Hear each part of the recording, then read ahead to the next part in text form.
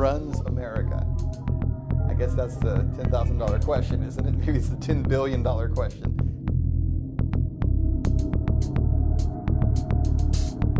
America and most countries of the world really are run by a very small percentage of the population. Not even the President of the United States. It's the money men.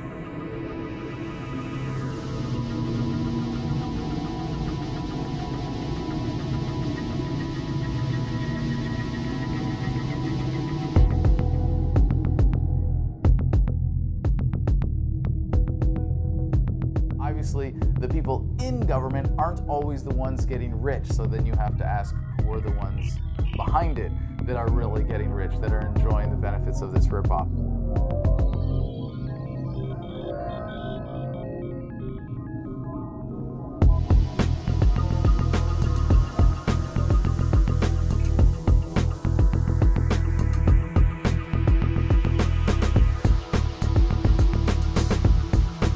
What happens if we slice through the back of that system, set aside the system, you know, how you approach the power of the United States of America, how you lobby for a bill, how anyone can become president, how anyone can appeal to the people and ask for them to be voted into office?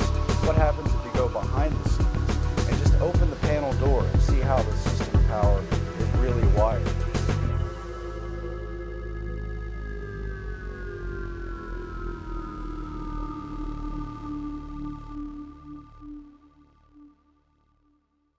The interests of the American public have no bearing in the direction of the country, in the policy decisions. It doesn't matter which party we're talking about either. Republicans, Democrats, it's all the same thing. There's no voice for the people. I think we're being controlled by a relatively small group of extremely powerful individuals that are pretty much pulling the strings behind both major parties, as well as the economic and financial institutions. We're supposed to have the people being represented by the Congress, and this is a check and balance system. But instead, you have all branches of government owned by major corporations. The folks who run America are the people who operate behind the scenes to make sure that the person who is in the seat of president and Congress and the people who we elect are the people that will do their bidding. I think what you see is what it is. And who runs America are the banks and the multinationals. It's as simple as that as I see it. And they're the ones that have made all the decisions that have put us in the place that we're in now. In 1937, Ferdinand Lundberg, who'd been a writer with the Wall Street Journal and other financial publications, wrote a book called America's 60 Families. And in that book, he documented that the country was being run by an oligarchy of the wealthiest families, including the Mellons and the DuPonts and the Morgans and the Rockefellers and the Warburgs. And he showed that they were running the country as an invisible government behind the democracy that we see upon the surface. In fact, a study by Princeton University has come out saying that the United States is more of an oligarchy than it is a republic or democracy. Why? Because the public has no say in the policies and in the system that's been set up by politicians. Go back to 2008. Financial crisis is going on. Henry Paulson, U.S. Treasury Secretary. Where did he come from? Goldman Sachs, right, CEO. Gets in front of the American people and tells us that he's going to save us little people from the problems we have in the real estate market. But in order to do that, we have to bail out the too big to fails. Too big to fail. 4 words. Shows you who's running the country. Capitalism, there's no such thing as too big to fail. It's fascism. It's a multinational takeover. We bailed out the banks. It's the unseen people that I'm more concerned about, really, because there's got to be someone, somewhere, that creates the agenda that all these people must follow.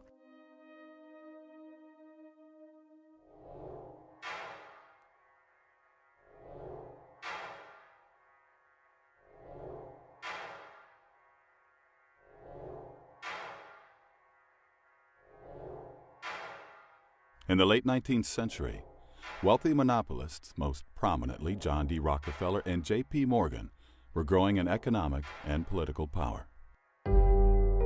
Americans were increasingly alarmed at Wall Street's domination of both the Democrat and Republican parties. This led, in the 1890s, to the formation of the grassroots Populist Party. The Rockefeller-Morgan axis decided to distract Americans with a new enemy: Spain. The choice was not coincidental. Spain ruled Cuba, which by the 19th century had become the world's richest colony and largest sugar producer. National City Bank coveted Cuba's white gold as a complement to Standard Oil's black gold. The Yellow Press, led by William Randolph Hearst, New York Journal, began inundating Americans with fabricated tales of Spanish oppression. Spaniards feeding Cubans to sharks, roasting Cuban priests, slaughtering hospital patients where no hospital even existed. The decision to send the Maine to Havana was made at a secret White House meeting of which no minutes were kept. The Spanish government was not expecting the Maine when it sailed into Havana Harbor. Captain Charles Sigsbee, captain of the Maine, said, "It became known to me afterward that the Maine had not been expected, even by the United States Consul General." By what oversight was no one in Havana notified of the battleship's arrival? However, no shooting erupted. The Spanish permitted the Maine to dock. For 3 weeks, the Maine sat in Havana Harbor. In the meantime, the Yellow Press drove anti-Spanish feelings to fever pitch. William Randolph Hearst paid bribes to have the correspondence of the Spanish ambassador spied upon. One letter, critical of McKinley, was stolen and reprinted in Hearst's journal under the headline, "The Worst Insult to the United States in Its History." 2 days later, a horrific explosion tore apart the Maine. 266 men were killed. A U.S. Naval Court of Inquiry attributed the explosion to an external device, but was unable to assign any blame. The Yellow Press had no reservations. The bombing, they claimed, was the work of the Spanish government. Americans were goaded into war with the battle cry, "Remember the Maine." Here, Spain is depicted as a semi-human brute, its bloodied hand on the grave of the Maine, and its foot trampling an American flag. The war was immortalized in American public memory by one-sided naval victories. Teddy Roosevelt and his Rough Riders. And the charge up San Juan Hill. But did Spain really sink the Maine? All Spanish documents reveal that Spain wished to avoid war with America at all costs. Her mostly wooden navy could not hope to compete with the modern U.S. Navy, which consisted increasingly of steel ships. Admiral Cervera, who commanded Spain's Atlantic Squadron, warned his government of our lack of everything that is necessary for a naval war, such as supplies, ammunition, coal, provisions, etc. We have nothing at all. A provocative act against America, such as sinking the Maine, was clearly the last thing desired by the Spanish. But who did want to sink the Maine? Detectives often solved crimes by examining who profited from them. To help finance the war, the Rockefellers' National City Bank loaned the U.S. government $200 million. No income tax then existed. To help repay the loan, a telephone use tax was levied on the American people. It remained in effect for over a century. The loan was negotiated by Assistant Treasury Secretary Frank Vanderlip. After the war, National City Bank made Vanderlip its president. In that capacity, as we will see, he participated in the infamous Jekyll Island meeting, where the Federal Reserve Bank was secretly created. Mark Twain wrote, "When the smoke was over, the dead buried, and the cost of the war came back to the people, it suddenly dawned on us that the cause of the Spanish-American War was the price of sugar." The Rockefeller-Stillman National City Bank benefited most directly from it, for Cuba, soon afterward, became dotted with National City branches, and the Cuban sugar industry gravitated into national cities' hands. The Spanish-American War was the first war that persuaded Americans that the purpose of our military was not just self-defense, that we had to go overseas and fight wars on other people's behalf, and that became a pattern that continued ever since. So without William Randolph Hearst, who championed this and who maybe was one of the people that stood to gain from the new possession, gain from the Spanish-American War, without him and without Hearst newspapers, there would have been no problem with the Maine. The phrase false flag, I think, is becoming more and more familiar to more Americans than it used to be. First time I ever heard that phrase was probably about 20 years ago, and I thought, what does this mean? I think many Americans are still in that category. What does that mean? Well, first off, so people understand what we're talking about with false flags, that goes back to the days of the old sailing ships, and everybody had their country's flag. And the idea was, it took a long time for two sailing ships to approach each other, and so they wanted to get up close so they could attack, and so they would put another country's flag up. Say they were pirates, they'd put a British flag up and then get right next to you. Then they'd run up the pirate flag and board your ship. So that's where it became known as a false flag. The event seems to be something other than what it truly is. False flags, when you cover them, first of all, it's a tough term to even use, right? Because as soon as you say false flag, we've started conditioning people to see that as conspiratorial. And when anything's conspiratorial, that means it's not true, right? Because if you listen to most media, a conspiracy theorist or conspiracies are all urban legends, right? They're all myths. When in fact, there are many, many conspiracies all throughout American history and world history. It's not even controversial to say that the United States has used false flag because it's now documented. It's a part of history. General Smedley Butler wrote a book after World War I that I've read, and I know many of your viewers have as well. War is a racket. And indeed, in many ways it is. And I think that we have noticed over the years that some of the events that led up to war were not accidental. I found myself going back and looking at World War I, World War II, the Vietnam War, everything.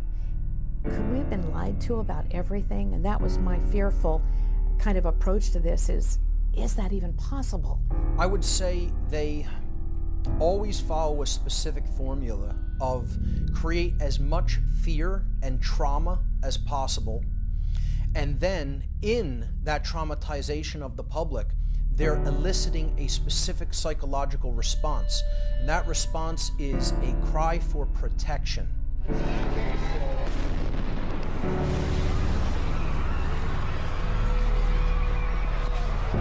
False flags have always been necessary to generate the kind of fear of outsiders or the imagined enemy that governments need in order to support the ridiculous policy of war in the first place. Stage one is brute force. Stage two is staging something or creating an external enemy so that you then become the rescuer and people do what you say out of sheer fear. And then stage three is really getting to the point where you don't even require enemies any longer, where you can simply convince people through psychological manipulation to do the thing that you want them to do.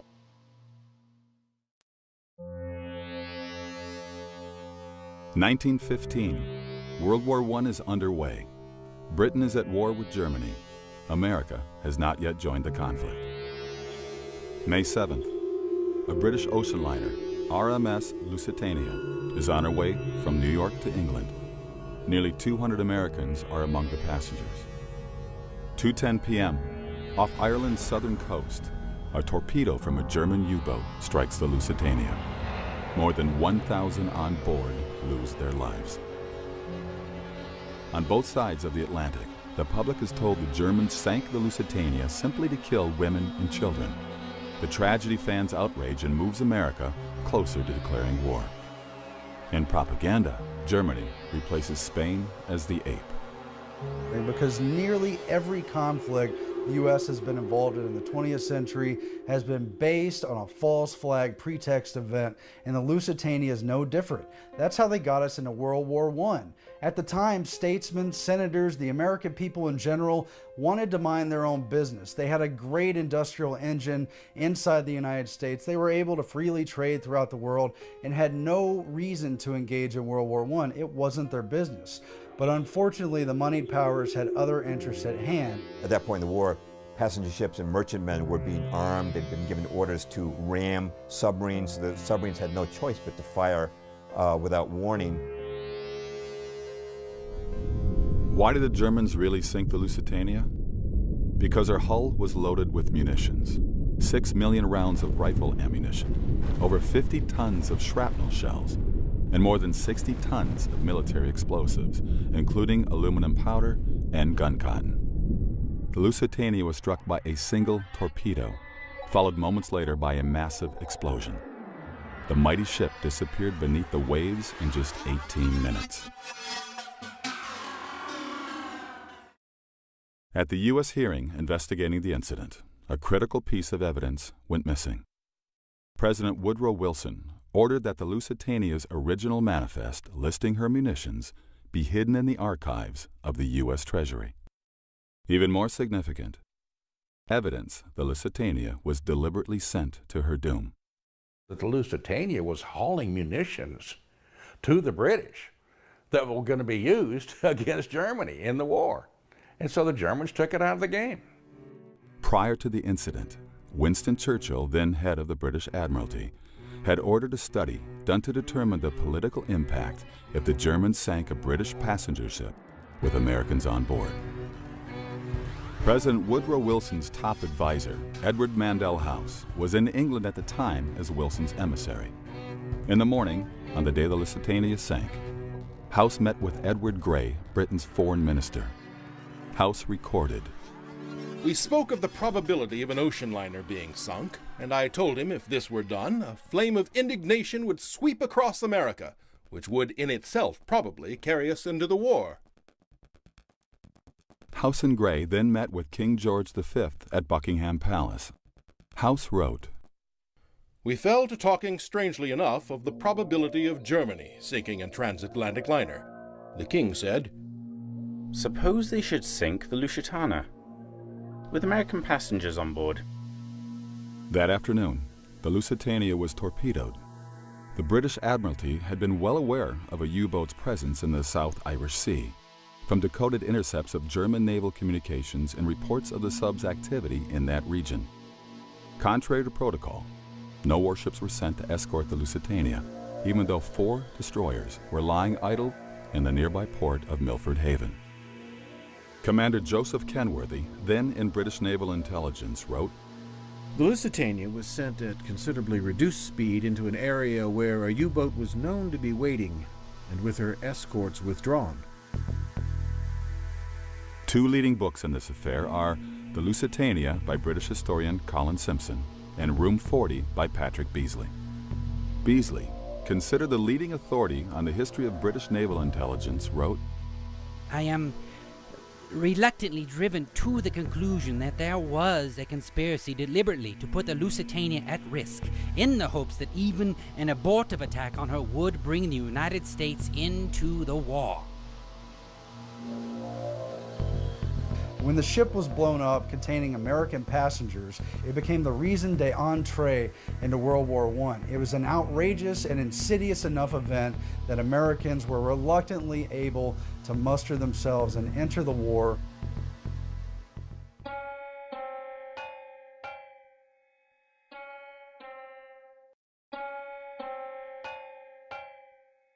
I think the most stunning example where there is so much historical evidence that no one even challenges anymore is the attack on Pearl Harbor. Every time that anniversary comes around, we focus on Pearl Harbor Day because we want people to know the truth and want them to stop buying into the lies. December 7th, 1941. The Japanese Navy attacks the United States fleet at Pearl Harbor in Hawaii, sinking or heavily damaging 18 naval vessels and leaving over 2,000 Americans dead. This is the event that propels America into World War II. I had pretty much the same view that most Americans have, and that it was a dastardly attack. As President Roosevelt said, it was a day of infamy, you know. He goes down in history now for having been such a sad, sad time. December 7th, 1941, a date which will live in infamy. The United States of America was suddenly and deliberately attacked by naval and air forces of the Empire of Japan. Congress declares war, but the public wants to know why America was caught off guard. President Roosevelt appoints a commission to answer this question. The Roberts Commission was headed by Owen Roberts, a Supreme Court justice friendly with Roosevelt. The Roberts Commission declared that Washington officials had discharged their duties in an exemplary fashion. The fault for Pearl Harbor, it concluded, lay with their commanders in Hawaii, Pacific Fleet Commander Admiral Husband Kimmel and General Walter C. Short, the Army commanders in Hawaii. It's alleged these men failed to take adequate defensive and surveillance measures. The words dereliction of duty blazed on headlines across the country. Kimmel and Short were flooded with hate mail and received multiple death threats. It was claimed their negligence caused the deaths of thousands of Americans. Some members of Congress said the pair should be shot. Kimmel and Short, however, protested the Roberts Commission findings. Roberts had run an unusual hearing. Initially, evidence was heard without being recorded. Statements not made under oath. Kimmel and Short were denied the right to question witnesses or have fellow officers serve as legal counsel. The Commission's report omitted significant testimony. But we know behind the scenes that FDR knew quite a bit more. He was warned. And even behind that, FDR's shadow cabinet of advisors in the Council on Foreign Relations were provocating things behind the scenes. The American people were never meant to know the truth. In 1944, a congressional resolution mandated the trials. That August, the Navy Court of Inquiry and the Army Pearl Harbor Board convened. At these proceedings, the attorneys for Kimmel and Short presented proof that Washington had complete foreknowledge of the Pearl Harbor attack, but had withheld this information from the commanders in Hawaii. We needed one thing, which our own resources could not make available to us. That vital need was the information available in Washington from the intercepted dispatches, which told when and where Japan would probably strike. It is my conviction that action by the Navy Department at any one of these significant dates in furnishing me the information from the intercepted messages would have altered the events of December 7, 1941.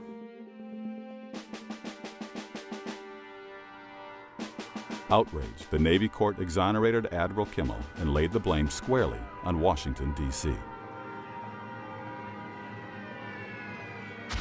The Army Pearl Harbor Board concluded Washington had full foreknowledge of the attack. Its report closed with these words.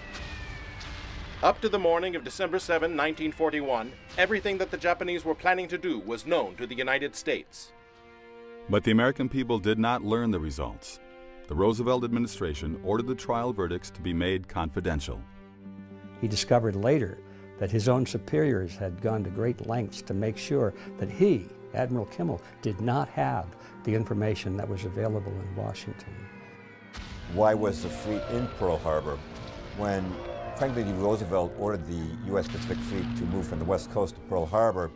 The fleet commander, J.O. Richardson, went to Washington and he protested this decision. He said, Mr. President, our ships will be boxed in like sardines in Pearl Harbor. Hawaii is approachable from 360 degrees by potential attackers. We'll have to resupply across 2,000 miles of Pacific. The only reason President Roosevelt could give Richardson for putting the fleet in Pearl Harbor was he said it will deter Japanese aggression. Well, as of December the 7th, 1941, everyone knew that putting the fleet in Pearl Harbor did not deter Japanese aggression. A breakthrough came in 1982 with the publication of Infamy by John Toland, the Pulitzer Prize winner known as the Dean of World War II historians. By the time of Toland's book, witnesses and information had emerged that had been previously unavailable.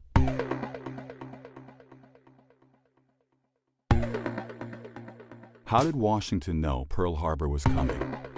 First, through decoded diplomatic messages. The Japanese used a code called Purple to communicate with their embassies and major consulates. Its complexity required enciphering and deciphering by machine. The Japanese considered the code unbreakable. But in 1940, U.S. Army cryptanalysts cracked it and devised a facsimile of the Japanese machine. As a result, U.S. intelligence was reading Japanese diplomatic messages, often on a same-day basis. Copies of the deciphered text were promptly delivered to President Roosevelt, as well as Army Chief of Staff General George Marshall and Secretary of State Cordell Hull. These messages revealed that the Japanese planned to rupture relations with America and had ordered their Berlin embassy to inform the Germans, their allies, that the breaking out of war may come quicker than anyone dreams. We were not going to go back into Europe because it had cost so many American lives in World War I, which was already dubbed the war to end all wars. Why would we possibly go back again when the American people knew full well it wasn't in their interest? Pearl Harbor was absolutely necessary because, like all Democrats, FDR ran on a non-intervention and no-war platform. There's absolutely no way that the people would have again been sucked into this meat grinder. So although that is not classically a false flag because the Japanese actually did the attack, it fits under that umbrella because we find out that the U.S. government wanted the Japanese to attack. They left certain ships all next to each other so they could be more easily hit and got the more expensive and newer and more capable ships out of there so that they would not become collateral damage.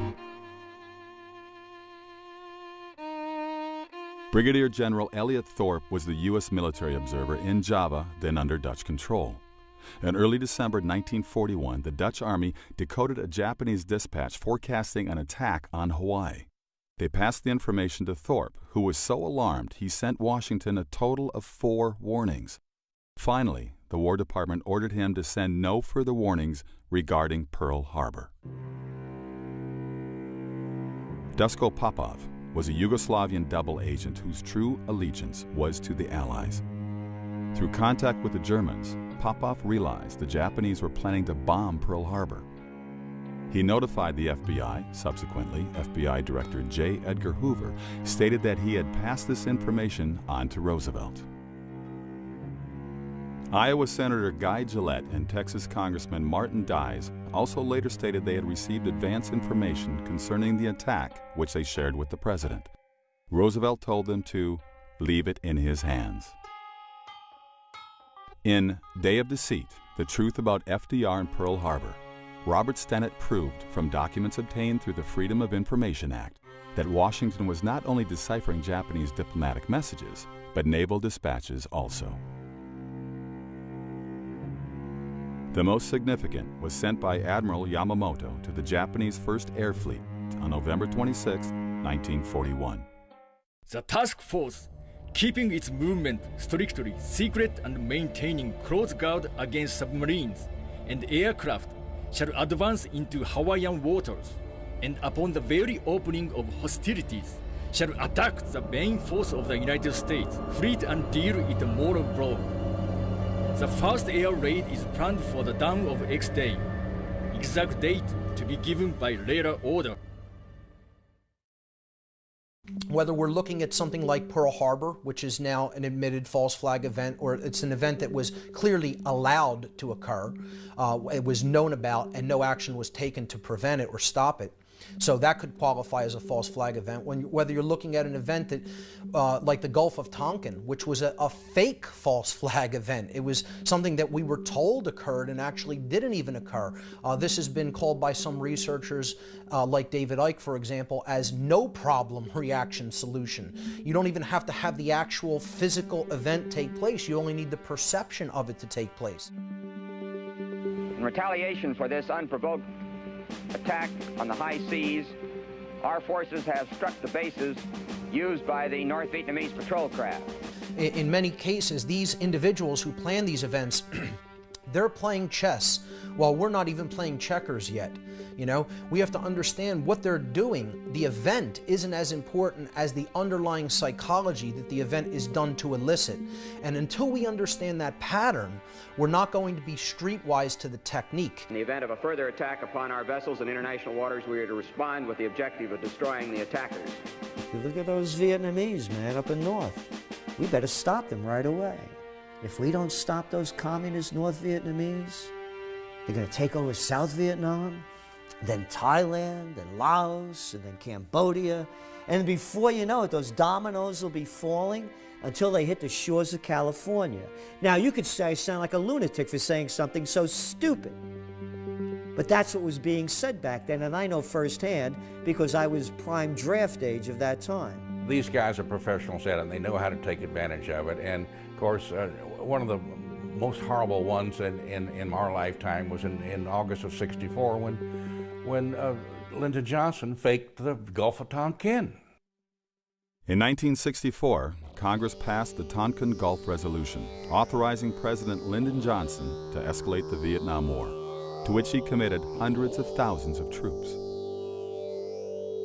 The justification given for the resolution was two alleged attacks on U.S. destroyers by Vietnamese torpedo boats in the Tonkin Gulf, August 2nd and August 4th, 1964.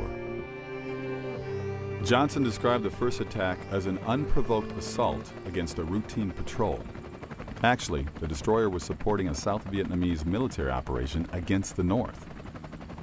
The second attack never occurred. Admiral James Stockdale, recipient of the Congressional Medal of Honor, was then a pilot stationed in the Tonkin Gulf. Later shot down, he spent 7 years in a POW camp. After returning home, he summarized his experiences in his book, In Love and War. Stockdale was called to the scene of the alleged August 4th attack, but saw no Vietnamese boats during 1.5 hours of overflight.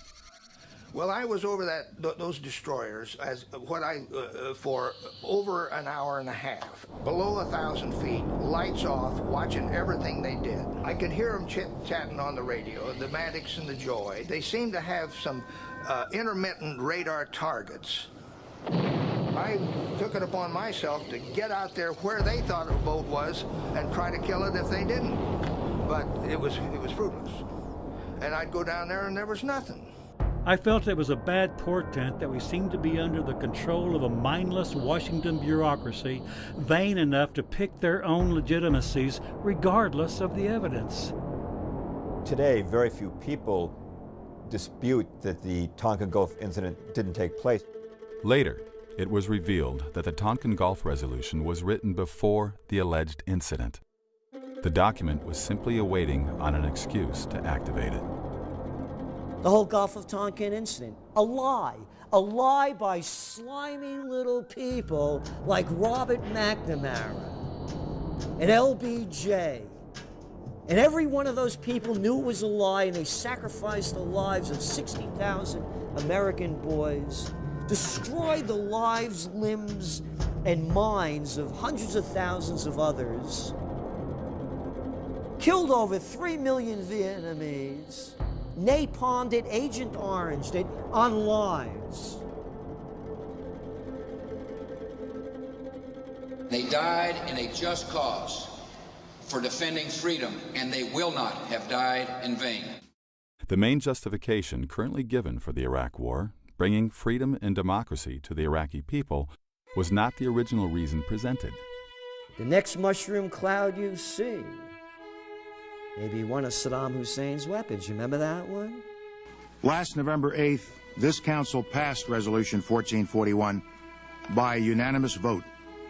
The purpose of that resolution was to disarm Iraq of its weapons of mass destruction. It was claimed Saddam Hussein possessed weapons of mass destruction, or WMDs, threatening world security. This council placed the burden on Iraq to comply and disarm, and not on the inspectors to find that which Iraq has gone out of its way to conceal for so long. There is only one truth, and therefore I tell you, as I have said on many occasions before, that Iraq has no weapons of mass destruction whatsoever. After the invasion, Chief U.S. Weapons Inspector David Kay acknowledged months of searching had turned up no weapons of mass destruction in Iraq. In his opinion, they hadn't existed there since the 1991 Gulf War. Why aren't there any war crime tribunals for these people? Who knew what when? Either you are with us or you are with the terrorists. An interview with Scott Ritter, who was the UN's chief weapons inspector in Iraq, who affirmed that there were no weapons of mass destruction in Iraq after the original Gulf War of 1991. Weapons of mass destruction, I thought, you know, who could believe this? I mean, who's believing this yellow cake from Niger story and the whole thing? And still no accountability for the fact that we went into another country looking for weapons that weren't there, and we killed 500,000 people. One thing that the Bush administration did a very good job of, with the help of media, was to shift the focus away from any reality of weapons, terrorism. So what they did was the administration immediately shifted to, we're bringing democracy. Now look, part of the reason we went into Iraq was the main reason we went into Iraq at the time was we thought he had weapons of mass destruction. It turns out he didn't, but he had the capacity to make weapons of mass destruction. But I also talked about the human suffering in Iraq, and I also talked the need to advance a freedom agenda. And still to this day, there are people, especially neocons, who believe that argument. That all these wars that we've had in the Middle East, which have again turned the Middle East into chaos, that have handed it over to Al-Qaeda so that we can go back, I guess, and fight them again later there, it was done so that freedom could come to an oppressed people. Colin Powell, who made such definite assertions before the UN, has admitted his claims were based on faulty intelligence. The little lying Colin Powell putting a phony information in front of the UN. These are Saddam Hussein's mobile weapons of mass destruction labs. It's one lie after another. Looking at these wars, Spanish-American, World War II, Vietnam, and Iraq, one could soundly argue that in each war, American involvement was based on a deception, false pretext, or to put it charitably, mistaken pretext. One lie after another. Keep pouring them out. These are sick people and nobody wants to call a spade a spade. Could this really be one giant coincidence?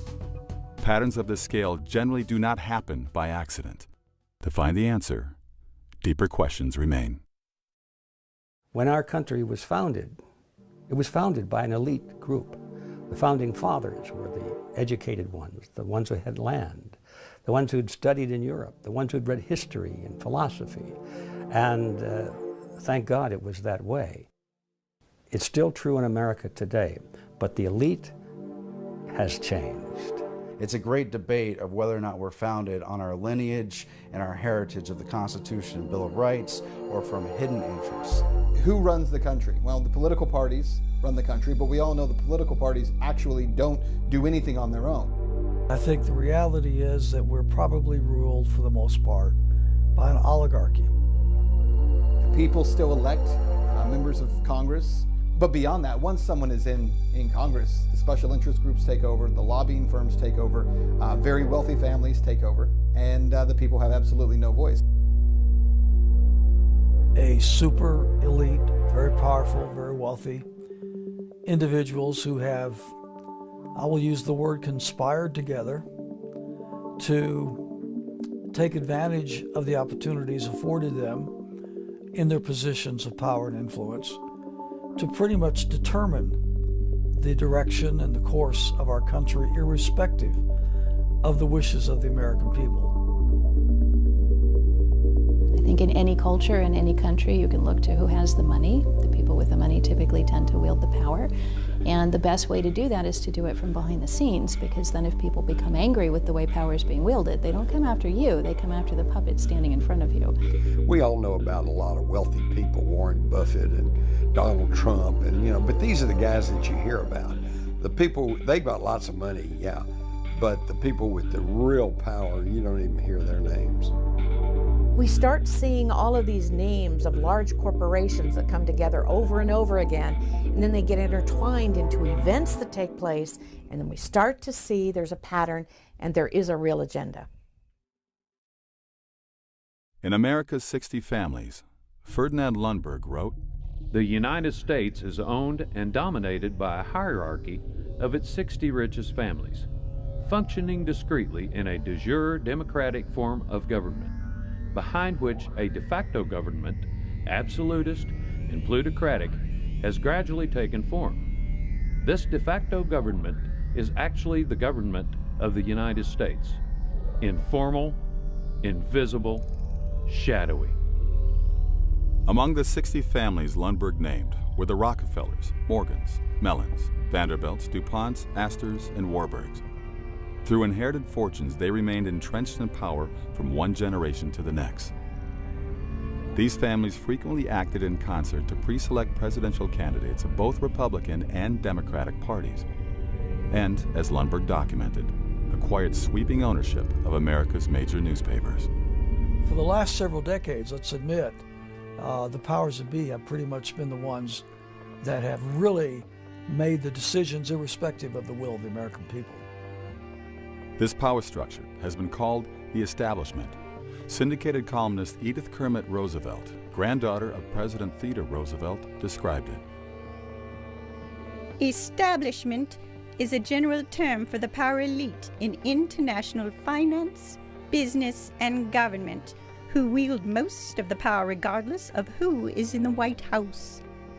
Most people are unaware of the existence of this legitimate mafia, yet the power of the establishment makes itself felt from the professor who seeks a foundation grant to the candidate for a cabinet post or State Department job. It affects the nation's policies in almost every area. In America, in principle, power is supposed to belong to the people. Voting sustains the public perception that it retains power. However, the establishment has ways of getting around our electoral system. First, through their influence within the major parties as well as the media, they can usually predetermine the Democratic and Republican nominees for president. For years, I would tell people, if you don't go vote, you haven't got any right to gripe about what goes on because you're just not even part of the process. But I've quit saying that because now, even if you do go vote, in many instances, it doesn't really matter. Oh, and I love the baloney that they keep shoving out every election. You know, if you don't vote, then you get what you deserve. No, if you vote, you get what you deserve. A lesser of two evils? What sick person would vote for a lesser of two evils? In 1976, Jimmy Carter was elected president. 7 months before the Democratic convention, the Gallup poll reported less than 4% of registered Democrats favored Carter for president. Outside Georgia, where he was governor, few people knew who he was. What happened? There's a new mood in America. We've been shaken by a tragic war abroad and by scandals and broken promises at home. Carter received a media blitz, including adulatory pieces in the New York Times and a Wall Street Journal editorial declaring him the best Democratic candidate. The TV networks inundated the public with his image. Before the nominating convention, his picture appeared on Time's cover 3 times and Newsweek's cover twice. Time's cover artists were instructed to make him look as much like John F. Kennedy as possible. How did Carter acquire this media following? It began with dinner at the Tarrytown, New York estate of David Rockefeller. Present was Zbigniew Brzezinski, who helped Rockefeller found the Internationalist Trilateral Commission, and whom Carter would later appoint National Security Advisor. Senator Barry Goldwater said of this meeting, David Rockefeller and Zbigniew Brzezinski found Jimmy Carter to be their ideal candidate. They helped him win the nomination and the presidency.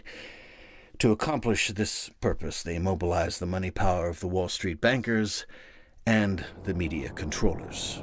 Carter thus received the nomination. A similar process has anointed campaigns of other major party presidential nominees of the last few decades.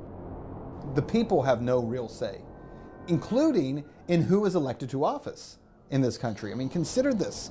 In the United States, about 50% of the population are no longer affiliated with Republicans and Democrats. So 50% of the population is not voting for Republicans or Democrats. Tell me which national election, member of the House, member of the U.S. Senate, a president has been elected in the last 100 years who was not a member of one of those parties. Now, how is it possible that half the country isn't voting for Republicans or Democrats because they're not affiliated with those parties, and yet those are the only two options that we still have? I mean, I think that demonstrates to people how corrupt the system is, because you are literally kept from having any other option and any other choice. Because of the manipulation of the mainstream media, public education, most of the entertainment world as well as the political world, so many of the American people are sedated, and they do not engage in the areas in which they could make a difference. The good news is, I think we're hitting a tipping point where the people, you're now hitting critical mass, obviously, when you have 50% of the country that's no longer a part of it, where, it just takes a very small minority now to really push things in a different direction. We had George Bush trying to get reelected, and John Kerry was his adversary, alleged. As it turned out, there was massive electronic vote fraud in one of the swing states, Ohio. It turned out that John Kerry actually won. It was given to Bush. A year or so later, there's a young law student down in the University of Florida, and John Kerry is speaking down there. And the law student had the cojones to go over and get in front of the microphone when they asked him, when they opened it to questions. And he asked John Kerry, how come he didn't make more of a squawk about this? And he says you won the 2004 election. Right. Isn't that amazing? Isn't that amazing? You won in 2004. It was obvious he had won. It would have made the difference between not only him being president, but what the different party would be in. And it was a very powerful question. You know what the response was? John Kerry gave a little nod or something, because the next thing we know, there's a goon squad of about 6 that come and drag the young law student right out of the auditorium.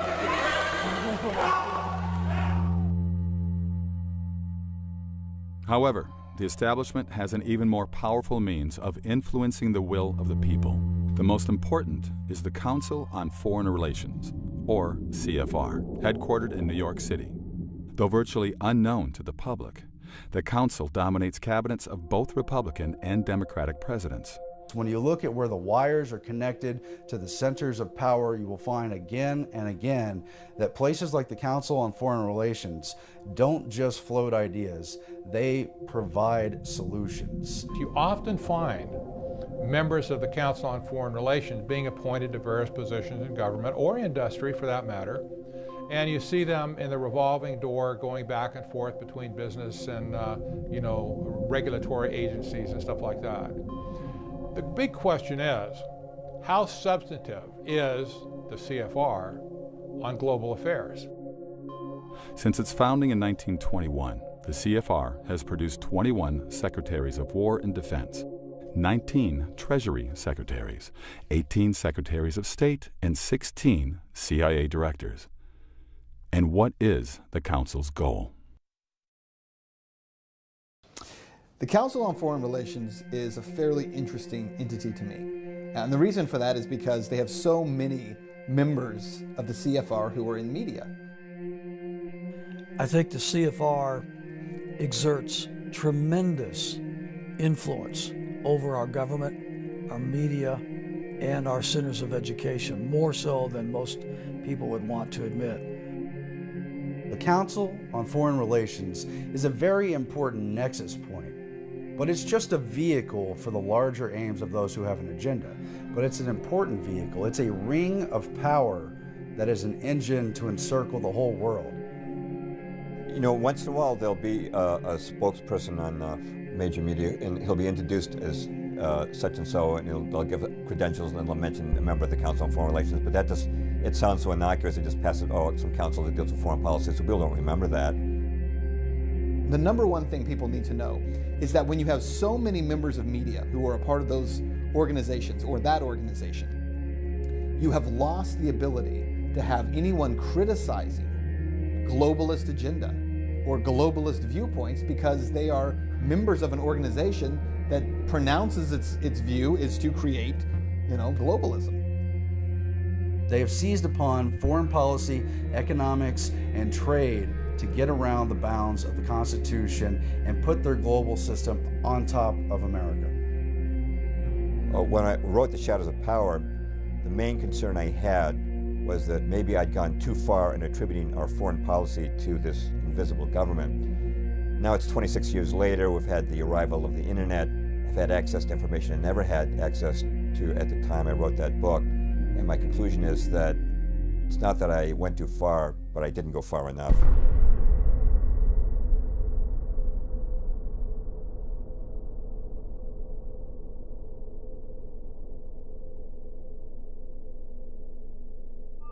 When the Council on Foreign Relations was formed, and the decision was made at a dinner at the Majestic Hotel in Paris in 1919, after the bankers got the word that the Senate had rejected the Versailles Treaty, so we weren't going to become embroiled in the League of Nations. So there was an organization created. It was in Britain, it was the Royal Institute of International Affairs. In America, it was the Council on Foreign Relations, like sister organizations. These roundtable groups were put into formation to steer nations and steer their policies, rather than control them overtly through direct leadership.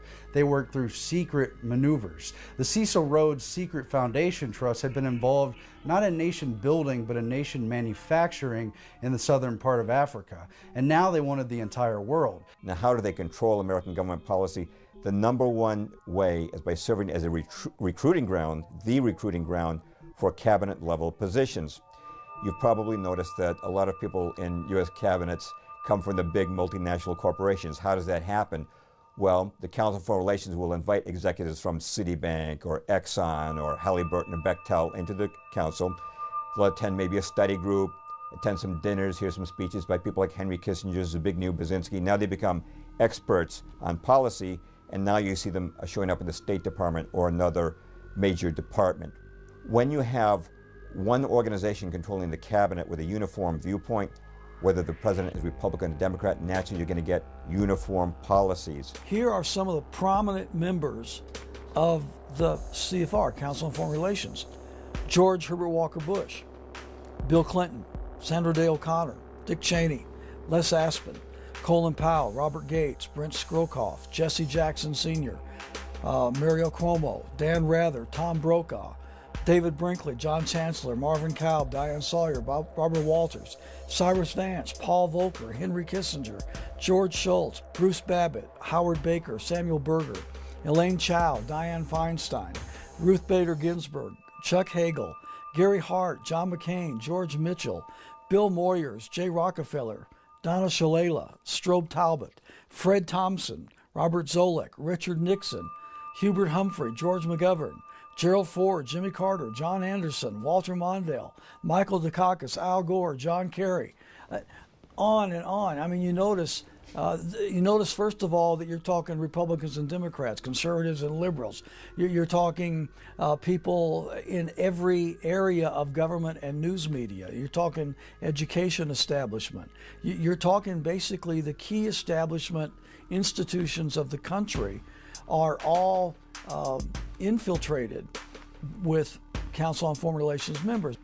Why is this institution so powerful that no matter whether it's a Republican or a Democrat in the White House, they are going to fill their administration with members of the CFR? Admiral Chester Ward, former Judge Advocate General of the U.S. Navy, was a CFR member for 16 years. Before resigning in disgust, he stated the Council's objective. Submergence of U.S. sovereignty into an all-powerful one-world government. This lust to surrender the sovereignty and independence of the United States is pervasive throughout most of the membership. This is a man who was also invited to become part of the CFR and was a member for a few years until he recognized what the CFR was all about. After finding that out, he withdrew his membership from the CFR, and then he did his best to inform the American people as to what the CFR was all about. The Council's journal, Foreign Affairs, has pushed for world government for over 90 years. In its first year of publication, 1922, it declared, Obviously, there's going to be no peace or prosperity for mankind so long as it remains divided into 50 or 60 independent states. The real problem today is that of world government. When you put all of that together, you recognize that the CFR, the Trilateral Commission, is nothing more but an elaborate attempt to, as they say themselves, make an end run around national sovereignty, diminish the independence and autonomy of the United States, and merge it into this global governing institution that they, of course, foresee themselves running.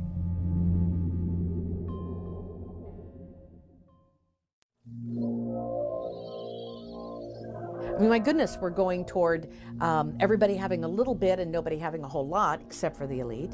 And we're going towards seeing all of our jobs taken away and put into another country. That's your world government for you. That's not benefiting the people in this country.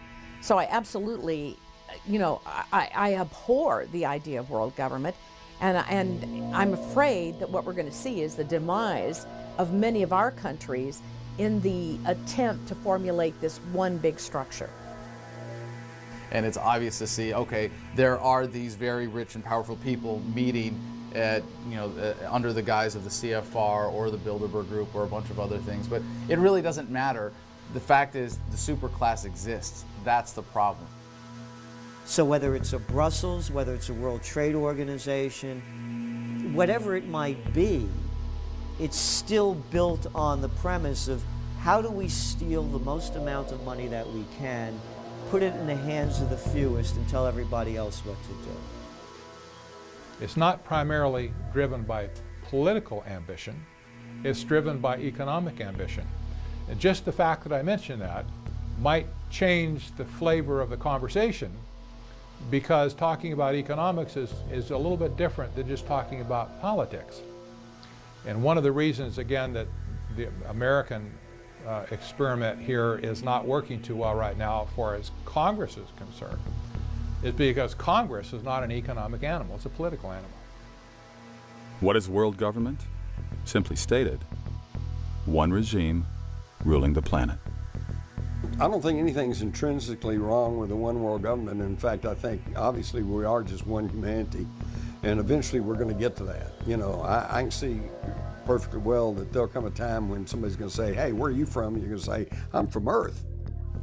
Okay? But the problem is, are we going to do this voluntarily? And are we all going to agree that we're going to have a world government and that we all have some sort of representation and the thing's done equitably and fairly, Or are we going to have a handful of wealthy, egotistical, sometimes psychopathic people who want to control the world, who are going to foist it off on us? And unfortunately, this is what's happening right now. I think what any subject of the New World Order would have to be concerned with is who basically is going to end up calling the shots. Obviously, most people aren't thinking it all the way through. They have to realize that there's a difference between just saying we should have world government to put an end to war, and then asking the next question, but wait a minute, what kind of world government will this be? It might even be worse than war. Countries act as a check and balance on each other. If one nation becomes despotic, another nation can rise up and stop it. If you had a one world government, it would set up the most unrestrained tyranny in history. Already in the United States, with a population of over 300 million, you may be able to meet your representative, but your likelihood of knowing your representative as an average citizen is next to nothing. You may not even know who he or she is. It only works in utopia. And so while this is something we might all strive for, without a massive shift in global consciousness, it's impossible. Such a development is less remote than it may sound at first. It is being established progressively now. Modeled in Europe, where once mighty nations that oversaw empires such as Britain and Spain are becoming more like provinces of the European Union. Parliaments of EU countries grow increasingly subservient to the European Parliament. Laws are becoming more uniform throughout the Union. National currencies are consolidating into the euro. The European Court of Justice can issue arrest warrants against citizens of member countries. Advocates of world government are planning a universal version of the EU model for the entire planet. When you give up your identity as an individual nation, what you're essentially doing is giving up the identity of your people and the individuals within your society. Now they're just part of this kind of globalist worldview, and they don't have value anymore. So when we see what's happening in the Veneto region, when we see Scotland now saying that they are looking for independence, when we see Catalonia saying they want independence, if you believe in individual liberty, you should celebrate those movements, because what those entities are essentially saying, as people, as individuals, we believe that we're more than just a member of your larger European Union, your larger global union. And instead, we want to be able to create goods and services, be paid for our labor, be paid for our work, and if we have to pay taxes, we should see a return on those taxes within our own communities. In a globalist world, you never see that return. Globalists justify world government by promising peace and prosperity. Their traditional argument has been that nothing is worse than war. And wars occur because the world is divided into nations who keep fighting. They say if we replace nations with a world government, war would end. And mankind would live as one happy family in peace and prosperity. However, this pretext is flawed. Rudolf Rummel, Professor Emeritus of Political Science at the University of Hawaii, published a study demonstrating that in the 20th century, 6 times more people were killed by their own governments than by wars. In other words, wars are not the deadliest thing. Governments are. What we know from the 20th century, that in nation after nation after nation, governments that became extraordinarily powerful had a very disconcerting tendency to kill their population. So you can look, for example, at the Soviet Union. Under Stalin, 60 million people killed. You can look at China under Mao Zedong. Some estimates say well over 100 million people killed. Some even say 200 million people killed.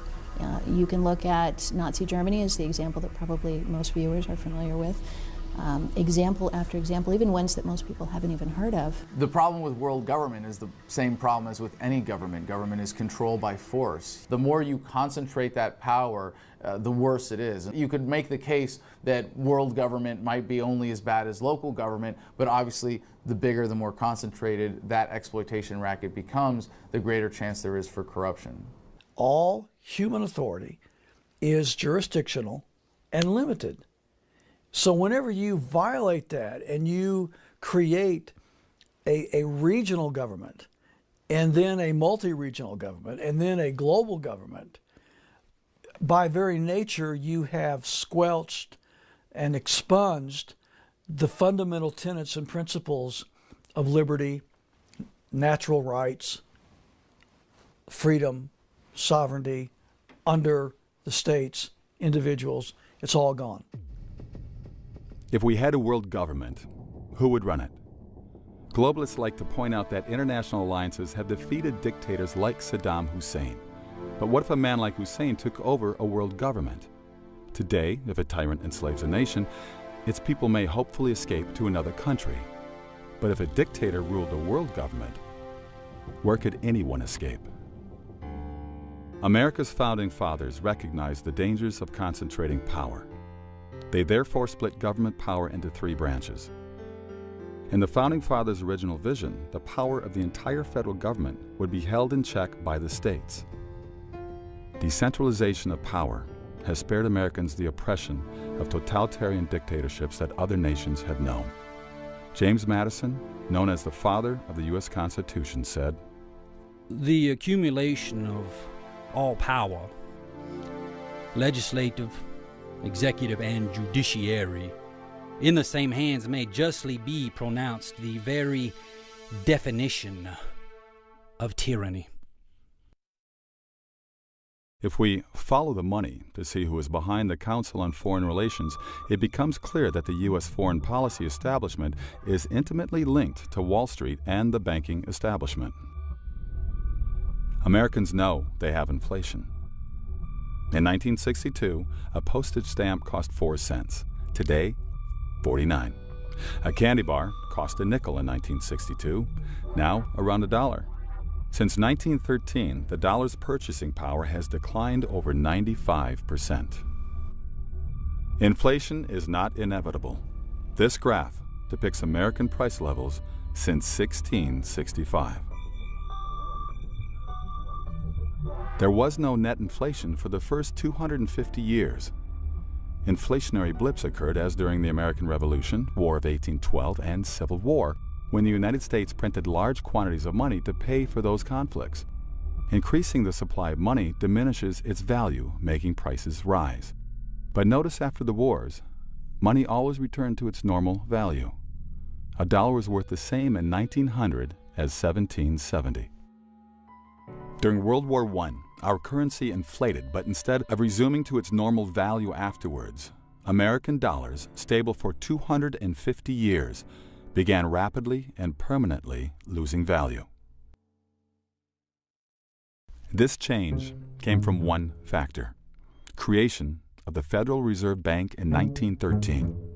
The Federal Reserve is the most important part of the American government's racket of exploitation, and that's important to remember, that it's not about the wars, it's not about the police state, it's not about the business regulations. Those are all how. The why is power and money. Time to pay attention, because the Federal Reserve has taken over the engine of the country and completely made it subservient to interest other than the actual country.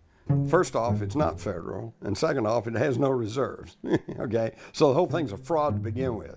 The Constitution gives the Congress the power to coin money, but we've lost that by giving our power to a private corporation. Janet Yellen is current chairman of the Federal Reserve Board. She was preceded by Ben Bernanke and Alan Greenspan.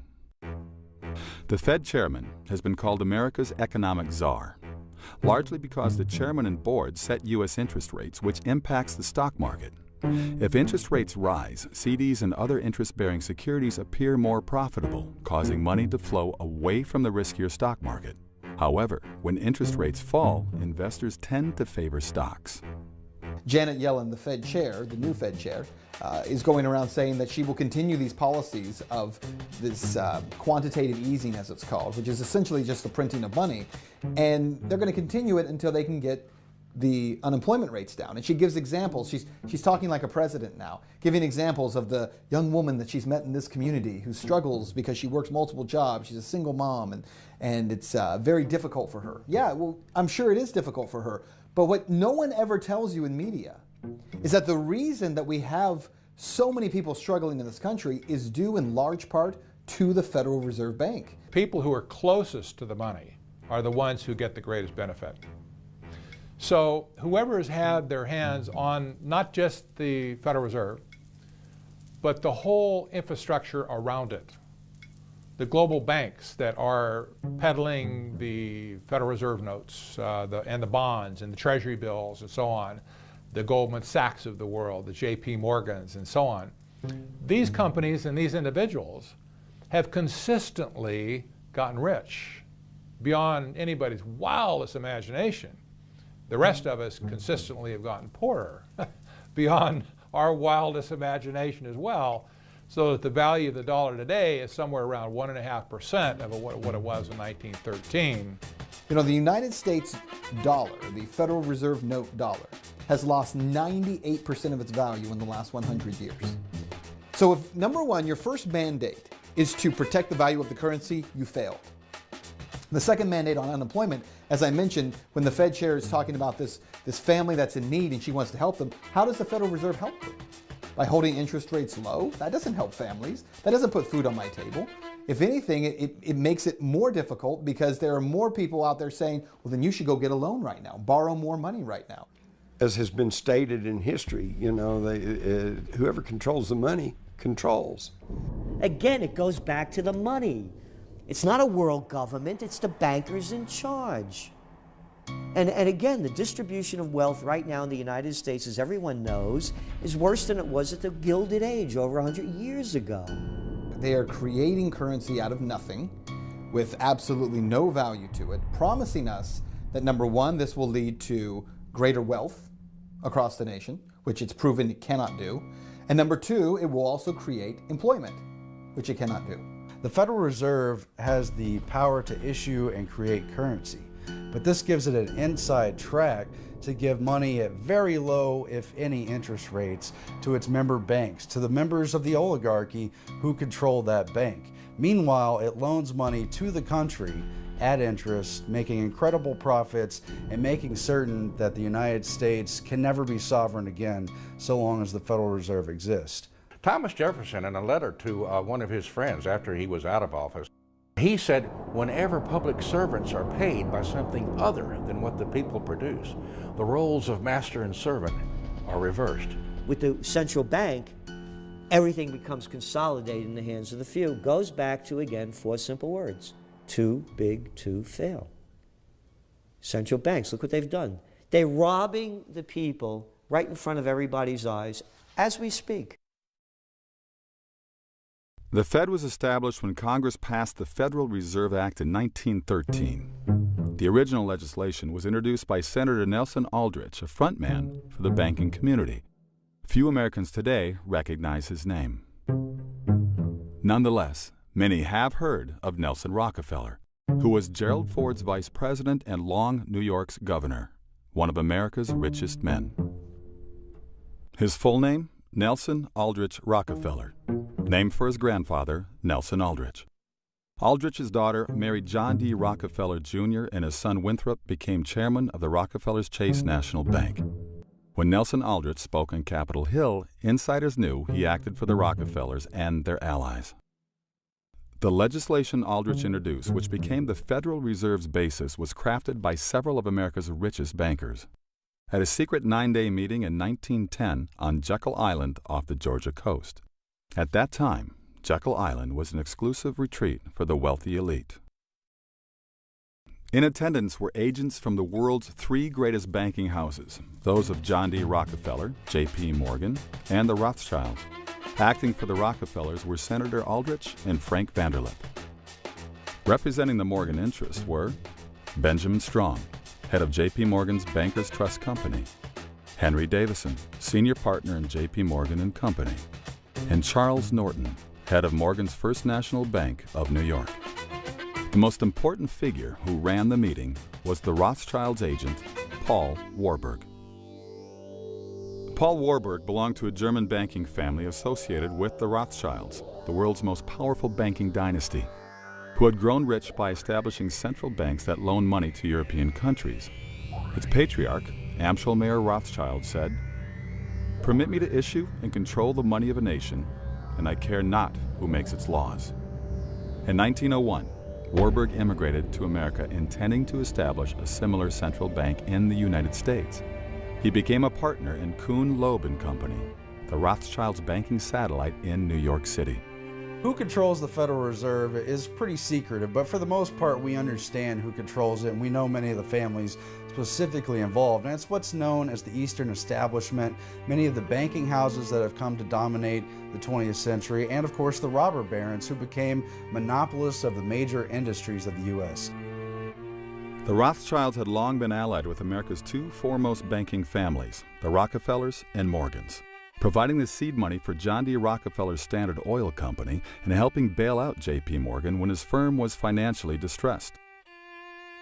The axis of Warburg, Rothschild, Morgan, and Rockefeller and their Wall Street confederates became known as the Money Trust. President Wilson named Paul Warburg vice chairman of the Federal Reserve Board.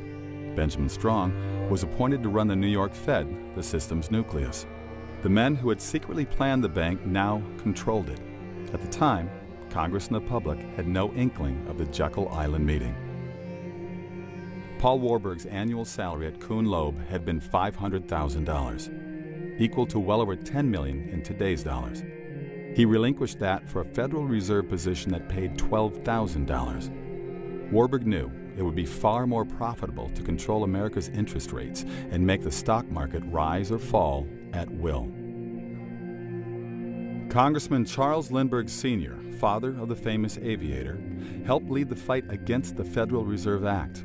In 1913, he declared on the floor of the House, "This act establishes the most gigantic trust on earth. When the President signs this act, The invisible government by the money power, proven to exist by the money trust investigation, will be legalized. The money power overawes the legislative and executive forces of the nation. I have seen these forces exerted during the different stages of this bill. From now on, depressions will be scientifically created. The new law will create inflation whenever the trust wants inflation. If the trust can get a period of inflation, they figure they can unload stocks on the people at high prices during the excitement, and then bring on a panic and buy them back at low prices. The people may not know it immediately, but the day of reckoning is only a few years removed. The day of reckoning, Lindbergh predicted, came with Black Thursday and the great crash of 1929. The crash wiped out millions of small investors, but not the money trust. Warburg, Rockefeller, Morgan, Bernard Baruch, and other top insiders had already exited the market.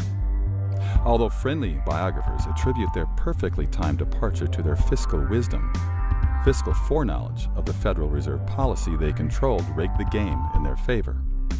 The Federal Reserve nearly doubled the discount rate between January and August of 1929. The bankers also pressured stocks down by heavily selling the market short and massively calling loans on investors who had borrowed to invest in stocks, forcing the borrowers to sell stock to repay the loans. These tactics converged, generating a snowballing panic that would bring the entire country into the greatest financial depression since the Civil War. Congressman Louis McFadden, chairman of the House Committee on Banking and Currency from 1920 to 1931, had this to say. It was not accidental. It was a carefully contrived occurrence. The international bankers sought to bring about a condition of despair here, so that they might emerge as rulers of us all. Afterwards, the money trust returned to the market, exactly as Congressman Lindbergh predicted. They bought up stocks that once sold for $10 per share at $1 per share, widening their ownership of corporate America.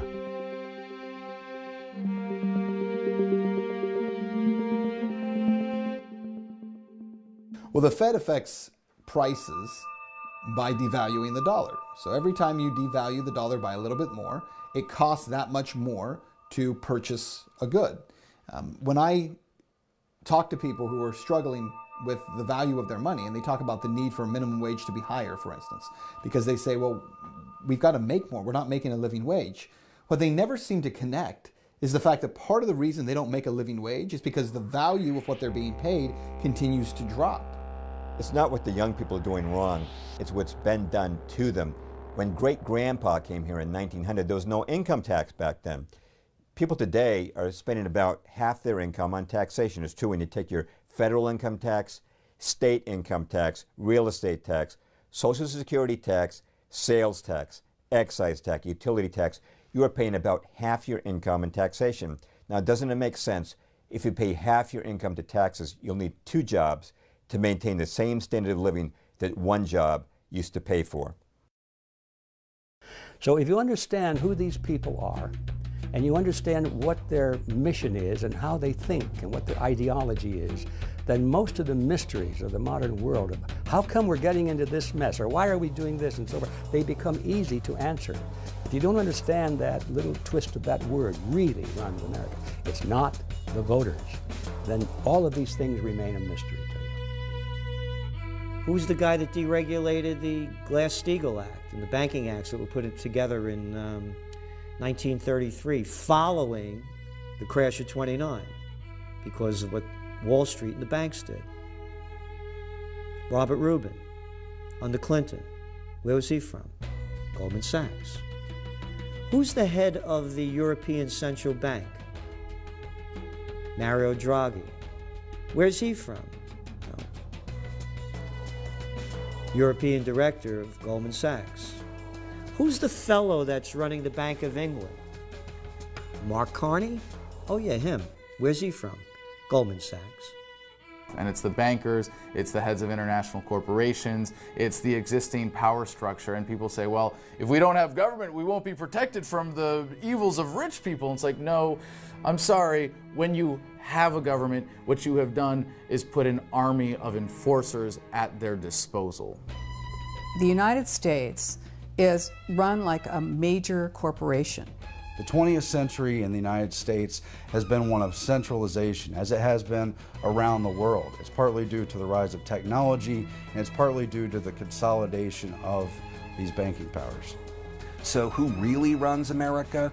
The global money paradigm really runs America, but the people, if they have consensus, and I think we can give several examples, the global food revolution is certainly one example where you see people from Occupy Wall Street and people from the Tea Party, people from all different segments of society coming together to say we want clean food. And you notice that this is maybe one of our most successful endeavors. So I like to think the truth is that the people and consensus run America, but if we don't do it and we don't spend time doing that, then the global money paradigm runs America like they run everywhere else.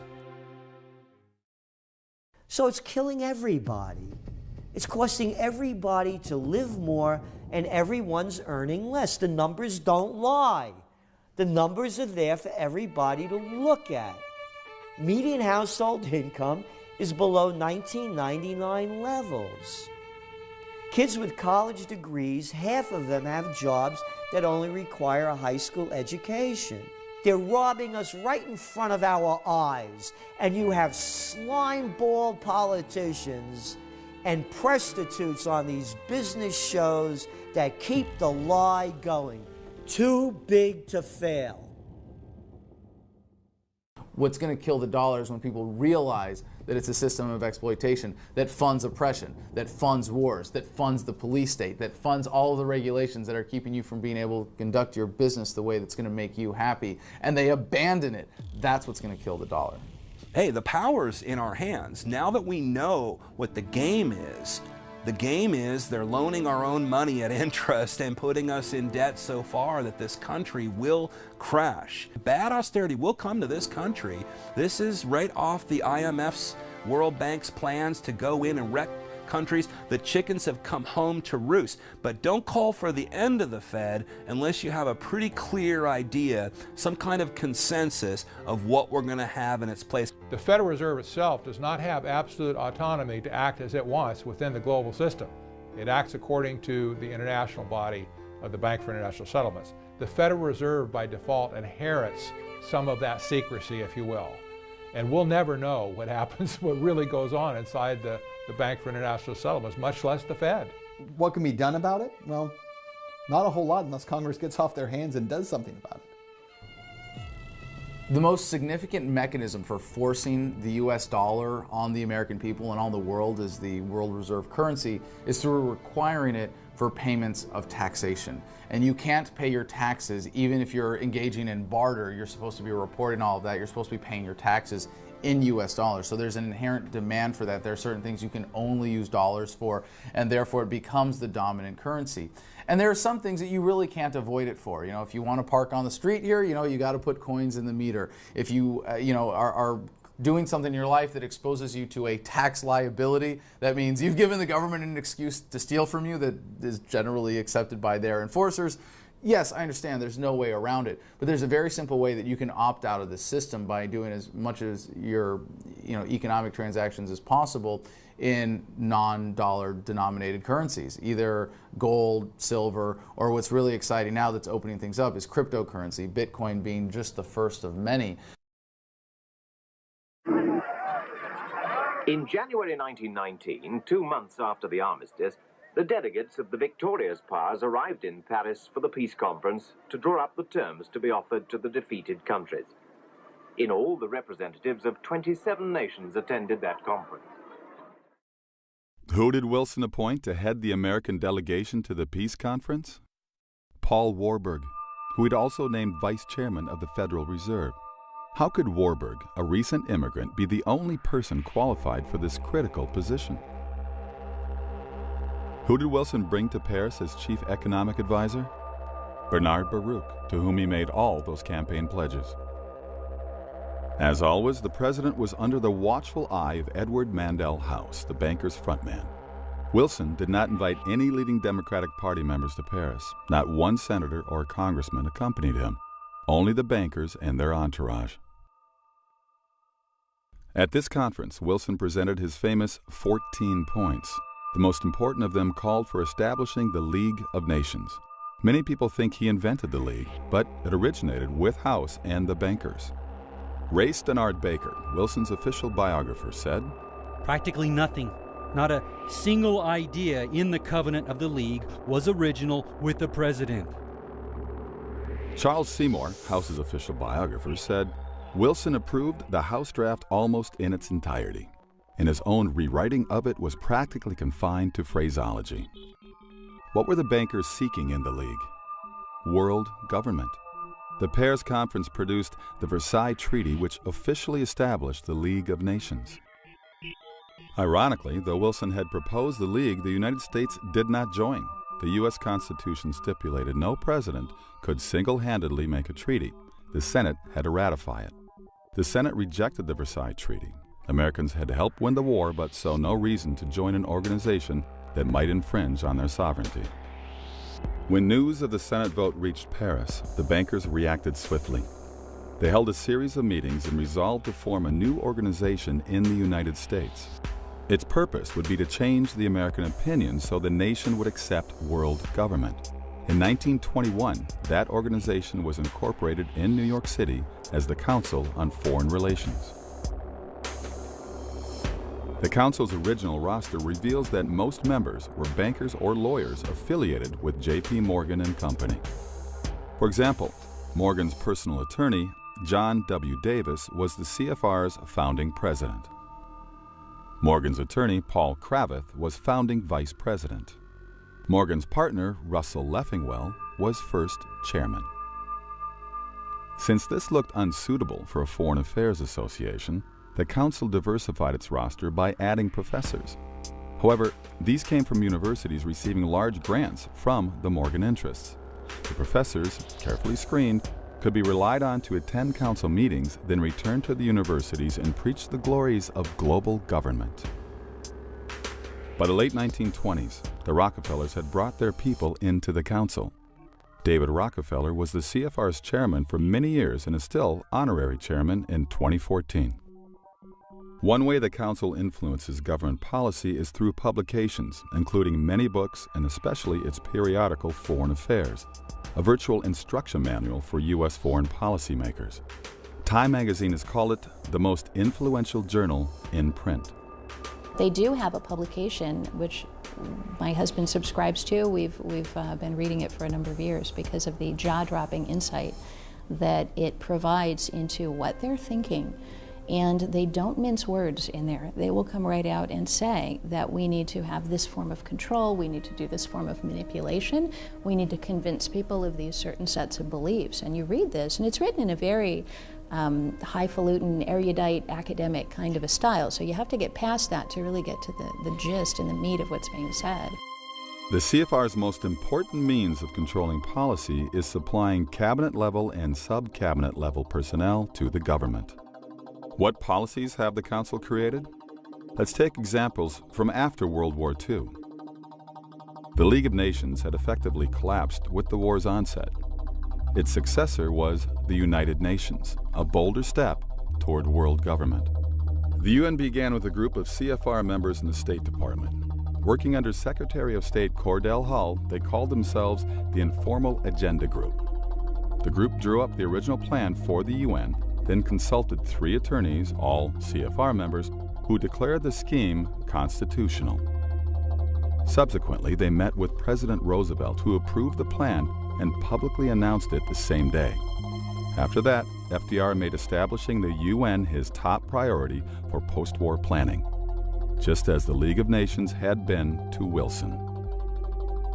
At the UN's founding conference in San Francisco in 1945, most of the American delegates, 47, were CFR members. The Korean War was designed to empower the UN. It had been the objection of some people that the UN could never actually enforce peace. And so, since the very first plank of the UN Charter says it's there to secure peace, this war was designed to validate the UN as peacekeeper. Even though 90% of the troops were American, it was said to be a UN action and it was also a way of bypassing the Congress. We have never had a declaration of war since World War II. Once we got into the UN, that was it. Harry Truman sent troops to Korea without so much as consulting the Congress. By instituting policies through, for example, the United Nations, they're able to say, here's something we want to happen to every single person on planet Earth. And I'll give you an example. A couple of years ago, Desmond Tutu, Bishop Desmond Tutu, came out in support of a United Nations plan to number all the children. Their concern was that not all of the kids being born on planet Earth were making their way into a government database where they were being numbered and tracked. And so they came out with a program called PLAN that the phrase for this was, or their buzzword was, write me down, make me real. America's post-war program of aid to Europe, the Marshall Plan, was allegedly the brainchild of General George Marshall, who proposed it in a Harvard commencement speech. In reality, it was not conceived by Marshall, but by a CFR study group with David Rockefeller as secretary. They originally intended President Truman to announce the proposal and call it the Truman Plan. However, after deliberating, they decided that Truman, a Democrat, might not win the support from congressional Republicans. Marshall, a CFR cohort, was chosen to reveal the plan because, as a military figure, he would be misperceived as politically neutral and win bipartisan support.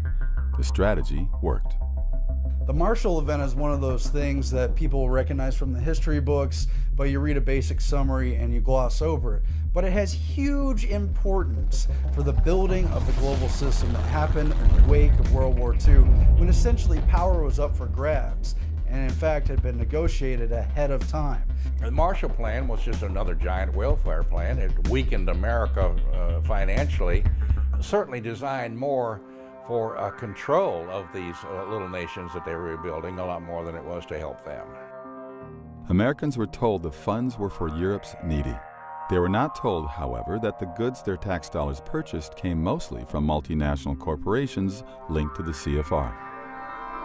The Marshall Plan was even more sinister. Unknown to most Americans, Europeans paid for Marshall Plan goods with printing press money called counterpart funds. CFR member John J. McCloy, appointed High Commissioner to Germany, was in charge of this cash. He was approached by Jean Monnet, renowned as founder of the Common Market, predecessor of today's European Union. Time called him the father of Europe. In 1947, Monnet sent agents to McCloy, who put millions of dollars in counterpart funds at their disposal. This money jump-started the movement for European unity.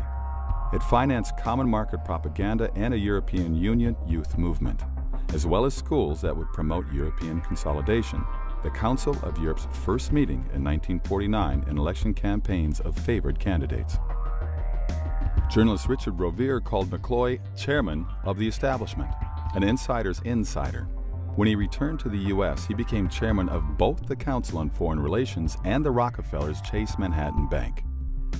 McCloy was also second president of the World Bank, which, like its sister, the International Monetary Fund, or IMF, was started at the Bretton Woods Conference.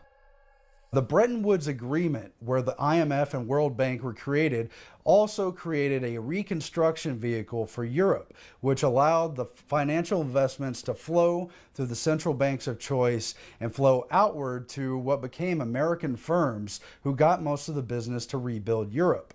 It came with strings attached, and most of the European countries were under the yoke of U.S. command during the Reconstruction phase of what was known publicly as the Marshall Plan, but privately was concocted by the Wise Men, a group of very influential foreign policy people who are all members of the Council on Foreign Relations, and many of them also members of Skull and Bones.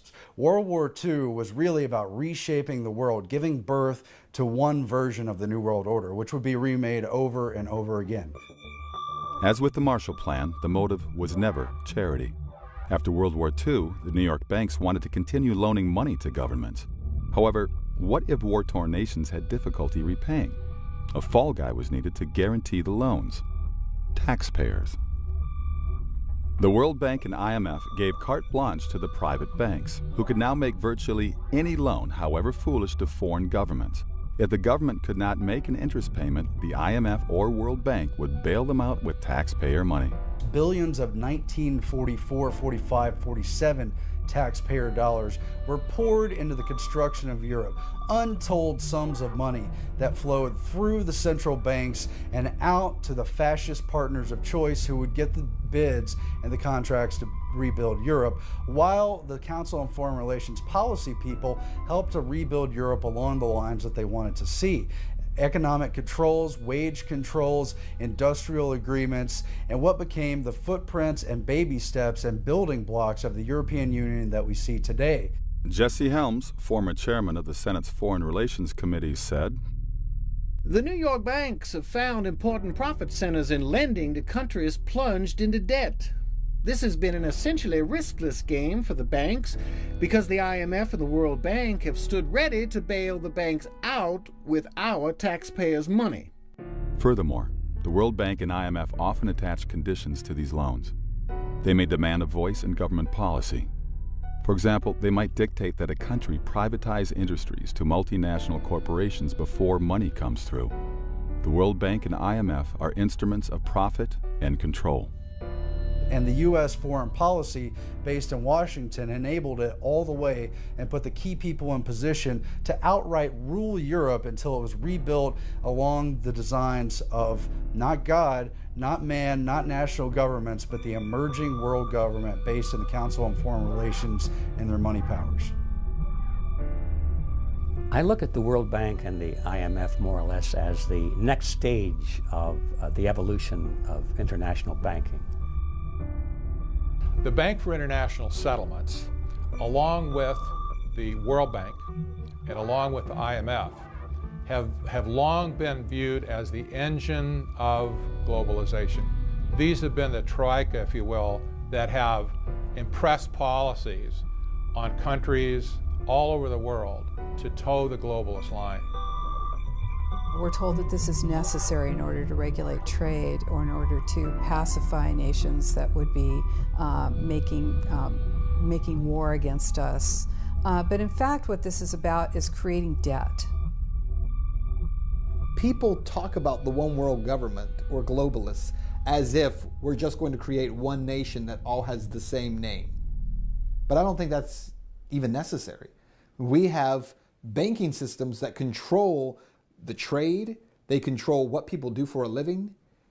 There are people who are living in African nations right now growing cotton in those nations. And those farmers are required to grow cotton because it's part of the debt payback that goes to these huge globalist banks who have made loans to the country. And they can't compete with other countries around the world. The farmers want to grow something else because their margins are so small, and they're not allowed to simply because of the debt that is owed by their nation.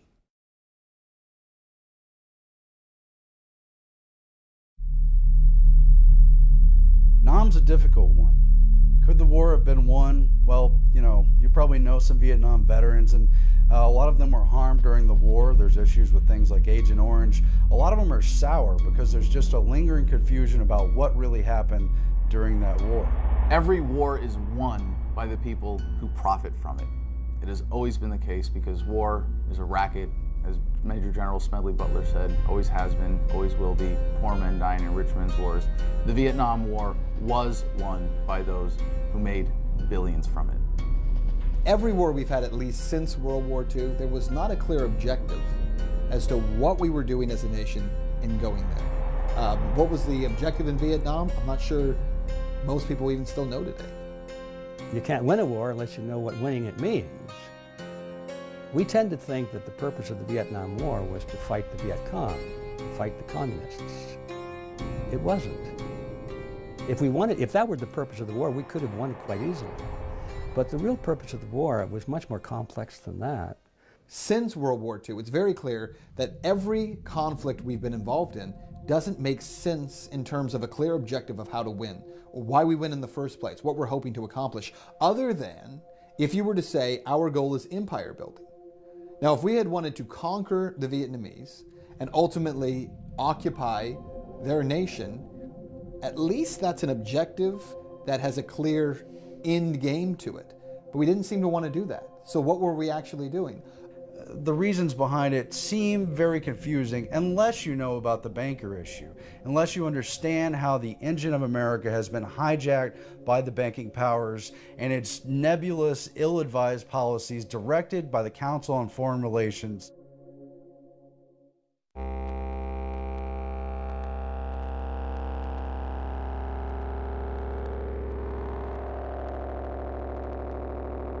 Perhaps no 20th century event impacted America more than the Vietnam War.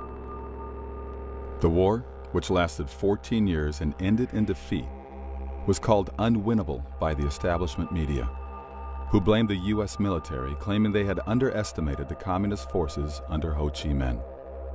That war was part of the proxy wars that happened all around the globe in the name of fighting communism.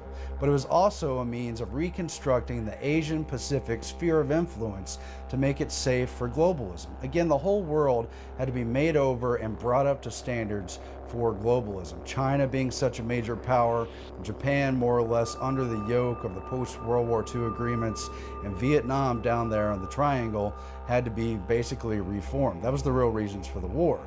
What we were told as Americans was not that we were fighting for our freedoms, not that we were stopping an evil that would take over the whole planet, but that we had been attacked on a ship, the Gulf of Tonkin, an incident that we now know clearly in history didn't happen the way we were told at all. The media's memory was short. After World War II, U.S. foreign policy dictated that France leave Vietnam. The United States initially supported Ho Chi Minh. In 1945, the OSS, forerunner of the CIA, trained Ho's army and provided him with guns and 20,000 cartridges, which he used to fight the French. The U.S. press glorified him. In 1946, Newsweek compared him to George Washington. In 1954, with its troops hemmed in by Ho's forces at the critical battle of Dien Bien Phu, France begged the United States to intervene. An aircraft carrier strike would have averted disaster, but the U.S. government refused. Following the French pullout and the division of Vietnam into the North and South, U.S. foreign policy's next objective was removing Emperor Bao Dai, the one man capable of uniting the country. Bao Dai exclaimed, "If your country had given me 1,000 of the sum they spent to depose me, I could have won that war." Through a rigged plebiscite, Ngo Dinh Diem, the CFR's choice, was installed as South Vietnam's president. The South Vietnamese hated the oppressive Diem, who drove many into the communist arms. In the meantime, CIA Colonel Edward Lansdale, CFR member, oversaw the disarming of three powerful anti-communist groups in Vietnam: the Cao Dai sect, Hoa Hao sect, and Le Van Bien's private army. Having sponsored Ho Chi Minh and destroying French, imperial, and local opponents at every level, our CFR policymakers now launched the tragic conflict. World War II. The USA fights on two fronts, Europe and the Pacific. The Germans and Japanese were tough and well-equipped, yet we crushed both military empires with our allies' help in just 3.5 years. On the other hand, we spent 14 years fighting Little North Vietnam and lost. Something is terribly wrong with this picture. Defense Secretary Robert McNamara forbid the Air Force to strike over 90% of the strategic targets it wanted to hit. As a CFR member, he left the Defense Department to become president of the World Bank. Then there were the rules of engagement, not declassified until 1985, when they consumed 26 pages of the Congressional Record's fine print. According to the rules, American soldiers were not allowed to shoot first, but had to wait until fired upon. If a pilot saw a MiG on the ground, he could not attack. He had to wait until it was airborne and showing hostile intent. If a surface-to-air missile launch site was under construction, he couldn't bomb it. He had to wait until it was operational. If we had fought World War II under such restrictions, we would have lost. To me, at least, it's clear that the purpose of the war was not to defeat communism in Vietnam. because they could have done that quite easily, but as everyone knows by now, they deliberately put handcuffs on our military, made sure you don't go too far into the enemy territory, you don't counterattack, you don't bomb the supply lines, you just powder puff war all the way along. We call it powder puff war because it wasn't aimed at victory, but that's probably not doing it justice because there was so many lives tragically lost. It was a bloody war, really, but it was not fought to win. In 1968, journalist Lloyd Millan interviewed nearly a dozen retired high-ranking U.S. military officers. Each, queried separately, said the war would be won in weeks or months with the restraints lifted. This would allow the war to be carried out aggressively against the North. The media claimed the war was initiated by right-wing anti-communists or hawks. The first U.S. combat troops went to Vietnam in 1961. President Kennedy authorized sending about 10,000 men on the advice of the State Department's Walt Rostow, who had just returned from a fact-finding mission to Vietnam. Although the press portrayed Rostow as a hawk, his father had been a Marxist revolutionary in Russia. Two of his aunts belonged to the U.S. Communist Party. His brother, Eugene Debs Rostow, was named after Socialist Party leader Eugene Debs, and the Eisenhower State Department rejected Walt for employment 3 times as a security risk. The Kennedy administration could only get him in by firing Otto Otepka, the State Department's head of security. In a book published the year before his advice to Kennedy, Rostow wrote, "It is a legitimate American national objective to see removed from all nations, including the United States, the right to use substantial military force to pursue their own interests. Since this right is the root of national sovereignty, it is therefore an American interest to see an end to nationhood, as it has been historically defined." This statement summarized the outlook of the Council on Foreign Relations, to which Rostow belonged. Johnson had to give some very awkward and rather embarrassing speeches convincing America why Vietnam, why he was sending their sons, their brothers, their fathers off to war. As earlier noted, Congress authorized President Johnson to intervene in Vietnam through the Tonkin Gulf Resolution, written before the 2 alleged attacks on the U.S. Navy in the Tonkin Gulf. Admiral Stockdale testified that the second attack never happened. The premature resolution was written by William P. Bundy, Assistant Secretary of State for Far Eastern Affairs and member of the CFR. Like Rostow, Bundy was portrayed as a hawk. Yet, in the 1950s, Bundy headed the defense fund for Soviet spy Alger Hiss. After Bundy left the State Department, David Rockefeller appointed him editor of Foreign Affairs, journal of the CFR and America's leading opponent of national sovereignty. In 1964, President Johnson successfully ran for re-election against Republican Barry Goldwater, whom the press branded a warmonger. After the election, Johnson himself suddenly began escalating the war, committing hundreds of thousands of troops. He made the decision at the urging of a secret clique called the Wise Men, 14 senior advisors, 12 of whom were CFR members. The Wise Men included a number of important Council on Foreign Relations members, 6 key members actually: Averell Harriman, Robert Lovett, and John J. McCloy, all 3 of them Bonesmen, and all 3 of them very closely tied to the banking powers of New York City and to the Rockefeller family. John J. McCloy's resume reads like a true globalist. He was a Skull and Bones member. He was a member of the Council on Foreign Relations. He was in the staff as an Undersecretary of State during World War II, and he would later go on to head the Rockefeller Foundation. He was the president of the Council on Foreign Relations for a solid decade, and he was head of the World Bank. The leader of the Wise Men, who led the demand for escalation, Dean Acheson.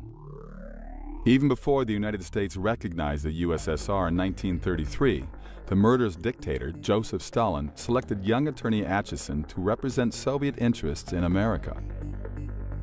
Truman's Secretary of State, Acheson, surrounded himself with communist and security risks, such as John Stewart Service, John Carter Vincent, and Lachlan Curry.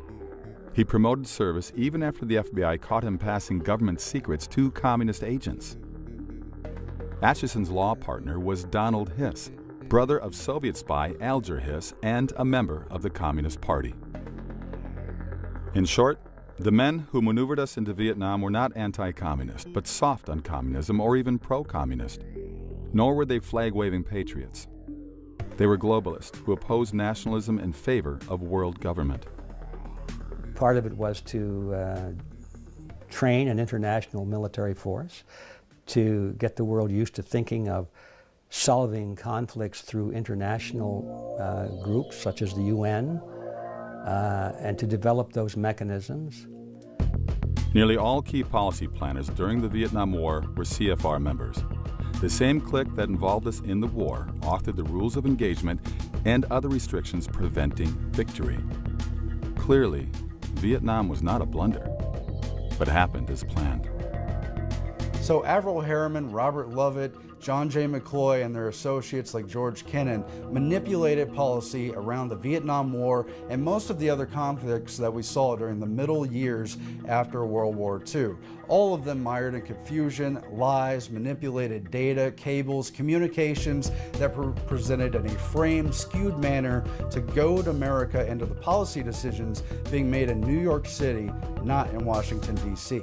One of their goals, successfully implemented, was to provoke an American political slide to the left in a furor of anti-patriotism, epitomized by the burning of American flags on college campuses. Destroying patriotism is prerequisite to absorbing nations into a one-world government.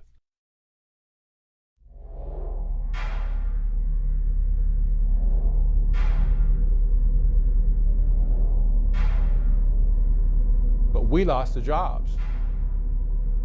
We lost the wealth. Our middle class now has been decimated in America. It's getting smaller every year. People are getting poorer every year. Our opportunities for success are dimming every year. And we wave to the factories and to the industries that moved overseas and say, gee, that's too bad. The North American Union is just one proposal that some people see as an opportunity that's going to enhance their use of the racket to rip people off. You're not going to get a world government overnight. What's going to happen is you will get regional governments, and of course we've seen this with the creation of the EU and all of the trauma that goes with that they've been experiencing over there of trying to bring together multiple countries under a single currency, under a single economic system. Whenever people start talking about North American Union and linking us up, then I think, well, what's next? Then a South American Union, and then we join with the EU, and then before you know it, you actually have wound up with your global government. When they consolidate and centralize power and decision-making processes in these regional communities, it's going to be a very much simpler process for them to then consolidate power from those regional areas, because there'll only be a few of them, and then to bring that together will be, child's play in comparison to trying to bring together hundreds of countries worldwide. North American Union is especially dangerous, as are, again, many of these free trade agreements like the TPP. Why? Because they trump our Constitution.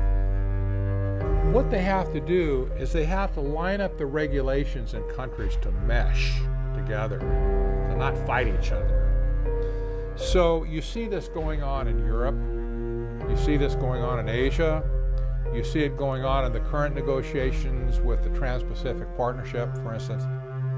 The TPP, the Trans-Pacific Partnership, aims to say that any American law, including any constitutional law, is suspended in place of the TPP. That includes corporations operating in the United States. They would fall under the authority of the TPP before they would fall under the authority of the U.S. Constitution. That's a huge problem. Same thing with the North American Union. Would we then have some agreement that trumps our Constitution? It's all about regulation. You say, well, why? It's because they want to get them meshed together and lined up together so they can interoperate without national boundaries and national issues, you see. That the moment when America announced through then President George W. Bush that we were at war with terror, I think it was actually a truthful statement, but it was a terrible moment for the country. But the terror wasn't what they claimed that it was. $60 billion worth of spying on we the people. It's not about protecting us from Al Qaeda or Al Nusra or Al Capone. The war on terror, in my opinion, has become a war on the Bill of Rights. The war on terror has impacted the freedom on the people of the United States and the people of the entire world using fear. So the revolution apologizes for shitting all over your apathy. What people have to understand how this process works is fear is what always shuts consciousness down. The war on terror is to keep the people in fear and hysteria because fear stops everything. And what are you willing to give up in a war with your own fear? How does the war on terror fit in? The Department of Homeland Security has given the U.S. government unprecedented power to intrude on citizens' private lives. The ostensible purpose? Combat terrorism. We all oppose terrorism, but many wonder how that word might eventually be defined. The legislation that came out of the war on terror has been disastrous for the American public and for freedom in general, especially that part of it which has completely ruined privacy in America. Another way to look at it is creation of a total surveillance society. When we lose the fundamental right to privacy, you could make the argument that really we have no freedom at all. Virtually every piece of our electronic correspondence is being recorded and monitored by some branch of the federal government, all in the name of national security. What the war on terror has done is said, what will you trade in order to not feel afraid anymore? And unfortunately, as a nation, we said everything. We'll trade everything. They can put you in jail, hold you indefinitely under the Patriot Act. You know, and what is all this? It's all based on the war on terrorism. And where did that get started? With 9/11. And nobody wants to look at 9/11, but if you look at it hard enough, you'll realize that the whole official story is full of holes. And so what has happened in a very incremental way is turning everyone into a terrorist for whatever reason. We just heard Senator Reid say that the people that went to the Bundy Ranch are terrorists. The military are acting like terrorists. We're acting like terrorists. If you don't agree with your whatever, dog catcher or water meter reader or whatever, you're a terrorist. So again, we're back to the same thing as with the communists, which is today a terrorist is just anyone who disagrees with you. And it is polarizing and fragmenting society. The concept of Homeland Security did not originate after the Twin Towers attack, but with a 1998 proposal by the United States Commission on National Security, which had 12 members, 9 of whom belonged to the CFR. They recommended a National Homeland Security Agency, the very phrase President Bush used 9 days after 9/11. What connects the trade agreements and war on terror? Both are being used to justify North American Union. In 2004, the CFR's Robert Pastor wrote in Foreign Affairs, security fears would serve as a catalyst for deeper integration. The Department of Homeland Security should expand its mission to include continental security, a shift best achieved by incorporating Mexican and Canadian perspectives and personnel into its design and operation. Pastor is thus suggesting that security concerns warrant combining NAFTA's economic partners, America, Canada, and Mexico, into a continent-wide Homeland Security Department. In March 2005, in Waco, Texas, President Bush met with Mexican President Vicente Fox and Canadian Prime Minister Paul Martin to discuss integrating their 3 countries. The Bush administration's open borders policy and its decision to ignore the enforcement of this country's immigration laws is part of a broader agenda. President Bush signed a formal agreement that will end the United States as we know it, and he took the step without approval from either the U.S. Congress or the people of the United States. At the time of the Waco meeting, the CFR produced a document, Building a North American Community, which called for the creation by 2010 of a community to enhance security, prosperity, and opportunity for all North Americans. The CFR produced a document, Building a North American Community, which called for the creation by 2010 of a community to enhance security, prosperity, and opportunity for all North Americans. The CFR produced a document, Building a North American Community, which called for the creation by 2010 of a community to enhance security, prosperity, and opportunity for all North Americans. Regional alliances like the EU and SPP are not the end game, simply stepping stones to a one-world government. Leading establishment figure Zbigniew Brzezinski said in 1995, "We cannot leap into world government in one quick step. The precondition for genuine globalization is progressive regionalization." Soviet dictator Joseph Stalin recognized this principle as integral to communist plans for domination, saying, "Populations will more readily abandon their national loyalties to a vague regional loyalty than they will for a world authority. Later, the regionals can be brought all the way into a single world dictatorship." This is what the war on terror is designed specifically to accomplish, to keep people in a state of fear, of always looking around the corner for the boogeyman, always looking around the corner for the monster that's about to gobble us up. When people's mindset is in that state of fear, they're not making accurate decision-making processes. But moreover, what they're psychologically looking for is a protector. So here's an interesting story. During 2012, all the presidential candidates, all their surrogates were coming to Ohio. And I had the privilege of being able to interview President Obama and also the privilege of interviewing Mitt Romney and Paul Ryan. And it was during the Mitt Romney-Paul Ryan interview, when I went in to interview them, you get 5 minutes with the candidate, you go into the room, it's basically a stream of media coming in and out the whole time. What's fascinating is I went into that interview with Romney and Ryan, and I sat down on a bar stool, and they were both on bar stools in front of me, the backdrop behind them. And what was a little bit different about this is while there were a lot of people in the room, and that always happens, there was one guy in particular on a sofa behind me who was sitting there as I walked in. And so I sat down, we start the interview. Now what's a little bit different about this is typically when you're interviewing someone, it's a one-on-one interview. In this case, it was two-on-one. And so I would, ask one a question and then to the other one, back and forth. What was really interesting to me was as I was talking with them and interviewing them, I would notice out of my peripheral vision, I'm talking with Congressman Ryan, and I could see Governor Romney looking past me at the guy on the sofa behind him. And then when I would turn to Governor Romney and I would interview him, I could see Congressman Ryan doing this. And if you go back, by the way, and you watch the actual full interview, I would tell people, just go back and watch not the guy I'm talking to, watch the other candidate and how they're looking past me at this guy. And it was almost like they're doing, baseball signals at each other. And so they're, kind of go through this. We do the interview, we're all done. And after I left, I was really interested in who the guy was on the sofa behind me. And so I stopped one of the press people on the way out and I said, "Oh, by the way, who was the guy on the sofa?" And they told me his name, which at the time didn't mean anything. And then they said, "Oh, he's with the Council on Foreign Relations and he's advising the candidates." And when he said it, now that got my attention because they said it as if it was a very positive thing, right? Which is, well, Governor Romney needs more experience on foreign issues and foreign affairs. So it's a good thing. In my opinion, of course, it was, oh, great. So you have someone from this globalist think tank who is basically sitting behind me during an interview and letting them know what they should and should not say. So it was kind of an interesting experience.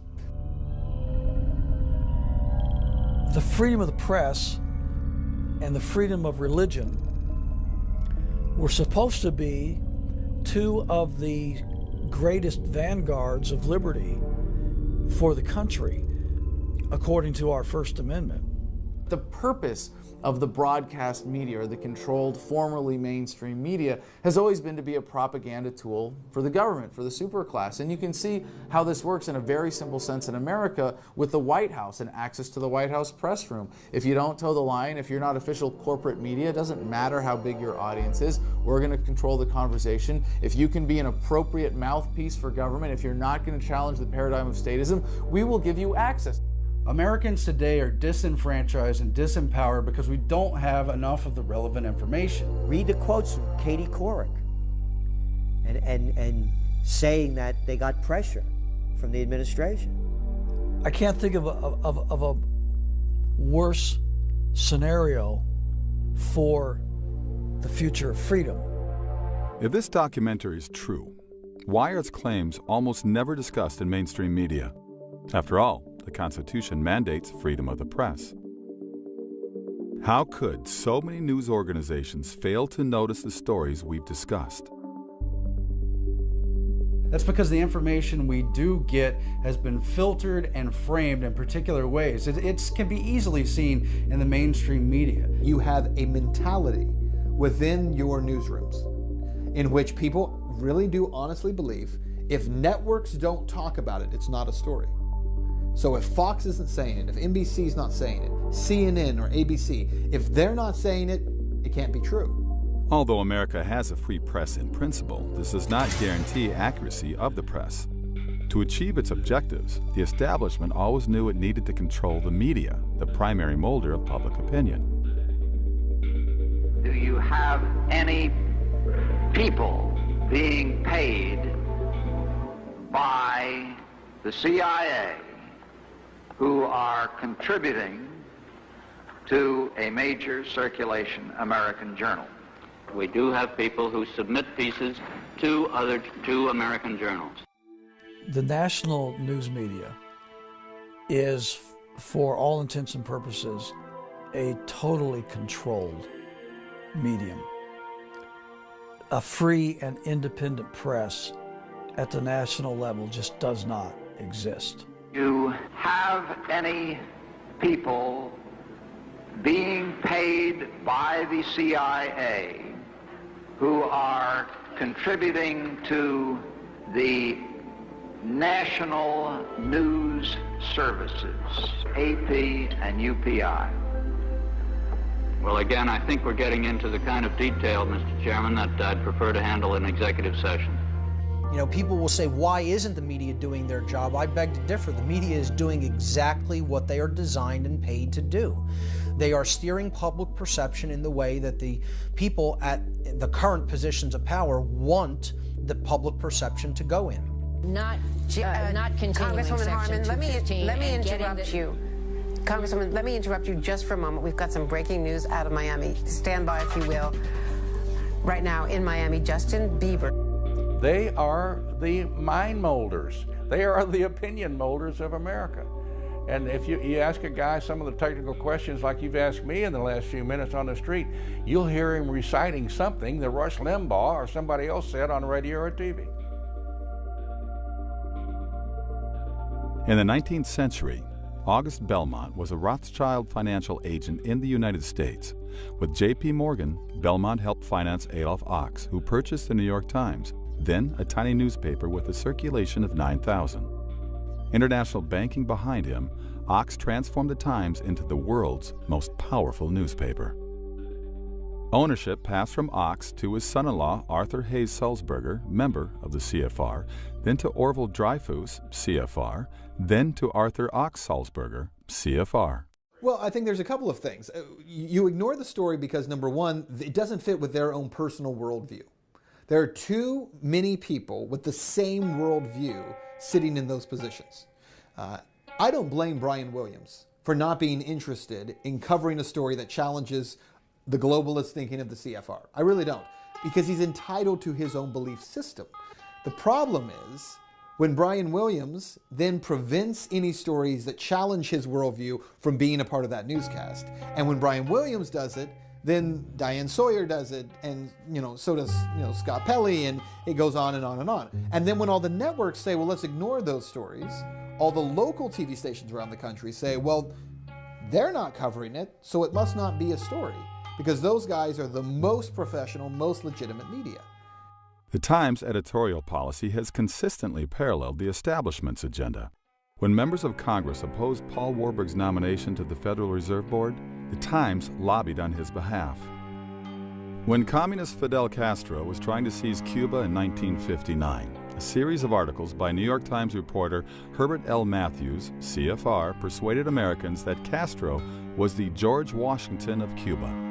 By 1962, Castro had Soviet missiles pointed at America. During the Vietnam War, the Times demoralized the public by publishing an alleged expose of the war's origins, the Pentagon Papers, a leaked Defense Department study. Leslie Gelb, who oversaw the study, went on to be a Times correspondent and editor. So will Gelb do an expose of the CFR? It's not likely anytime soon. He was the council's president for 10 years and remains president emeritus. If you're one of those CFR members of the news media, If you're Brian Williams, who's a member of the CFR, if you're Aaron Burnett, who's a member of the CFR, if you're sitting there in your newscast that night and some story comes across about, we should look into the Federal Reserve Bank, you're probably not going to do that. You're going to ignore that. If people are protesting the Federal Reserve Bank, are we going to talk about that? No, we're not going to. Innumerable Times executives, editors, and reporters have been CFR members. The Times won't expose the CFR because they both belong to the same hierarchy. A similar picture can be sketched of other major news organizations. Media diversity is an illusion. People get caught up in debating if MSNBC has a better perspective than Fox News or ABC, NBC. These are a very narrow window of information. Here's your news, here's the report on what's happening through the Republican lens, through the liberal lens, but they're not getting down to the roots and down to the basics and saying, here's the true fundamental problems in society and here's the true solutions. There is this illusion in America we have a diverse media because we have so many diverse outlets. And a person might say, well, I know this story is true because I saw it on America Online, and then I turned on my television and CNN said the exact same thing. And then later in the week I got my Time magazine and it said the exact same thing. Now, when a story has been confirmed by independent news outlets like that, it must be true. Well, here's the problem. Until the recent AOL spinoff, America Online, CNN, and Time magazine were all owned by one corporation, Time Warner. At the national level, it's a surprising small number of people that control the vast majority of the national news media. It's no surprise that you're not going to see any of this in the mainstream media, because the mainstream media is owned and controlled by 5 major corporations. The New York Times Company owns the Boston Globe. The Washington Post Company owns Newsweek. Disney owns ABC. CBS owns Simon & Schuster. Time Warner owns AOL, CNN, Time, Warner Brothers Studios, HBO, New Line Cinema, Sports Illustrated, People, Fortune, Money, and dozens more. News Corporation owns the Wall Street Journal, Fox Television, London's The Times, Barron's, HarperCollins, Zondervan, Hulu, and the New York Post and scores of other media outlets. When you have one corporate owner, you're going to get one viewpoint. You don't get a diverse view unless you have diverse ownership. I got a communication from someone who's in a 3-letter network, head of a news department for that 3-letter network, and said, my family member is in Iraq now, and I was so disturbed at what you said last night about depleted uranium. I don't want to believe this is true. And I said, it is. I gave the evidence, the information, and he said, yes, I've been up all night studying it. You are right. He said, I wish I could tell the people this. And I said, and why can't you? And he said, it's not part of the political paradigm. Most of America's major media is owned by around a dozen multinational corporations. These, in turn, have directors that interlock through membership in the CFR. Thus, the establishment can guarantee the public receives a uniform viewpoint. The mainstream media will not cover many of these issues because of, in part, because of the people who pay to sponsor their television shows. When you have major corporations that are doing pretty disgusting things to the mainstream public, paying to have TV exist, they're not going to want the commentators discussing about the things that they are doing and how they're awful. You're not going to see the truth in mainstream media, and in fact, you're going to see disinformation agents. You'll see people like me smeared in the media. If it comes out at all, the information that we're talking about, you're going to find that it's marginalized. Once a year, the world's elite from government, banking, industry, and media hold an international summit called the Bilderberg Conference. The meetings are closed to the public. In 1991, speaking before the Bilderbergers, CFR Chairman David Rockefeller described the media policymaker marriage. We are grateful to the Washington Post, the New York Times, Time Magazine, and other great publications whose directors have attended our meetings and respected their promises of discretion for almost 40 years. It would have been impossible for us to develop our plan for the world if we had been subject to the bright lights of publicity during these years. But the world is now more sophisticated and prepared to march towards a world government which will never again know war, but only peace and prosperity. But I don't think we're buying into it as much anymore. I think that the advent of new media, I think the internet, social media, the ability for people to talk to each other, communicate, share information like at no other time in human history really renders a lot of the propaganda that we face unusable. It's very tempting when you look at the short-term trends in the American government and the application of technology in organizations like the NSA to think that we're heading towards a totalitarian surveillance state. But technology is fundamentally empowering, and with all the technology that's on the horizon right now, we see Google Glass as an exciting innovation, but really just scratching the surface of what's about to happen with computers in our brains, if not just in our contact lenses, or better integrated with our lives in general, and the profusion of cameras in society. These are good things in and of themselves. The question is really who controls these technologies. And it is scary when government controls these technologies, but I'm very confident that technology also empowers greater awareness and is going to lead people to realize that non-coercive, voluntary, peaceful relationships are superior to violent, coercive ones that are the reasons we have to be afraid not of the technology itself, but of the application of it. So it's really important to be aware of that distinction when fighting back and making sure that we're not making people afraid of the technology itself, but that they know what is correct to be afraid of, which is the government control and usage of these technologies as mechanisms of greater control. But the technology fundamentally empowers us to better control our world, our environment, to be more empowered human beings as individuals, and that is a great thing to be celebrated. If anything, is going to lead government to be obsolete. We are the individual people of the United States. We need to exercise our rights. Nobody's going to come in on a white horse and rescue you or save the day. This is your job. This is an informed electorate's job. It's our job to inform our elected officials that we refuse to be a part of this plan.